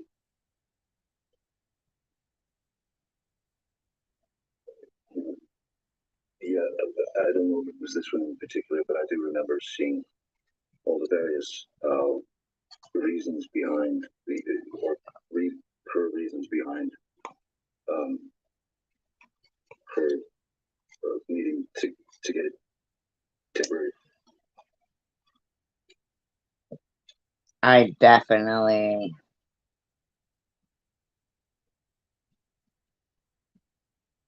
have these people in some therapy. Restraining order, a TRO against me, which they just started to metastasize into these. There were abuse allegations. Then there was alcohol. And there was So all of that could have stemmed from media platforms, not necessarily all from her. drugs and violence. It just it was already right then and there before my eyes spinning out of control. But there wasn't there? You were recording it. There was not a word that I could say. You must have thought there was some because you were recording it. 14 is evidence being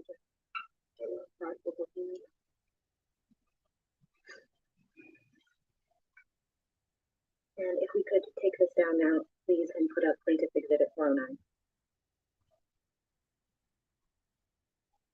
He wouldn't have been recording it if he thought there was nothing to record.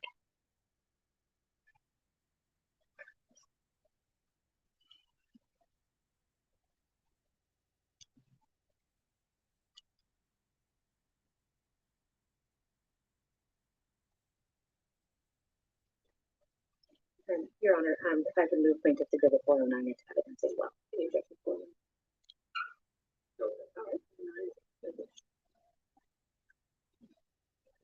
Mr. Doctor, you recall seeing this People magazine article? Yes, I do. And when did you see it? Right when it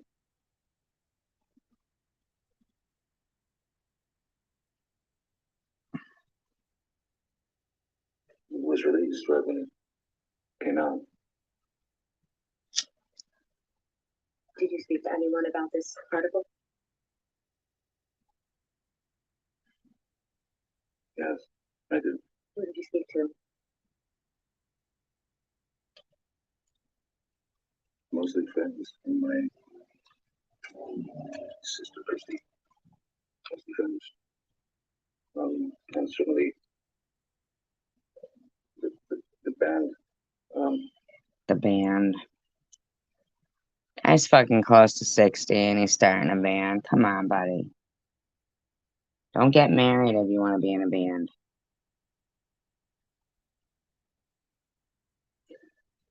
And my kids, I had to alert them that there might be some of the ugly things coming out that were most assuredly going to put me in the position of God, he's an actor. Some violent, drug-addled, alcoholic. But you are, buddy. You said, let's burn her, let's drown her, you're gonna fuck the corpse. Just reprobate. And I wanted to warn them before they were approached with the People magazine covering.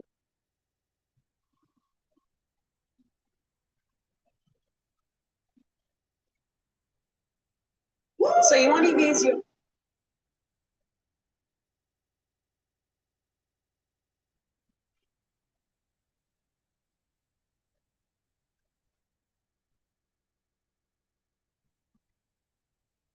protection from the inside out. We're all on a journey to live a better, healthier life and leave the stressors behind. Next question. Mr. Depp, who's Dr. Kipper? Dr. Kipper is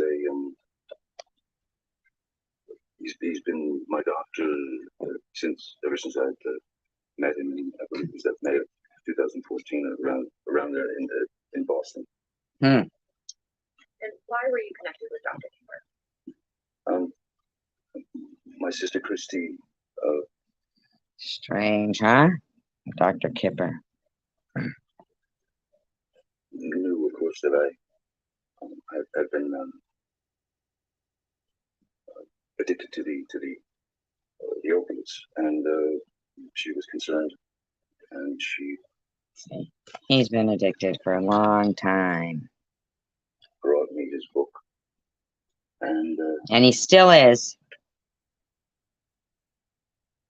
And yet this guy's been in his life for this amount of time.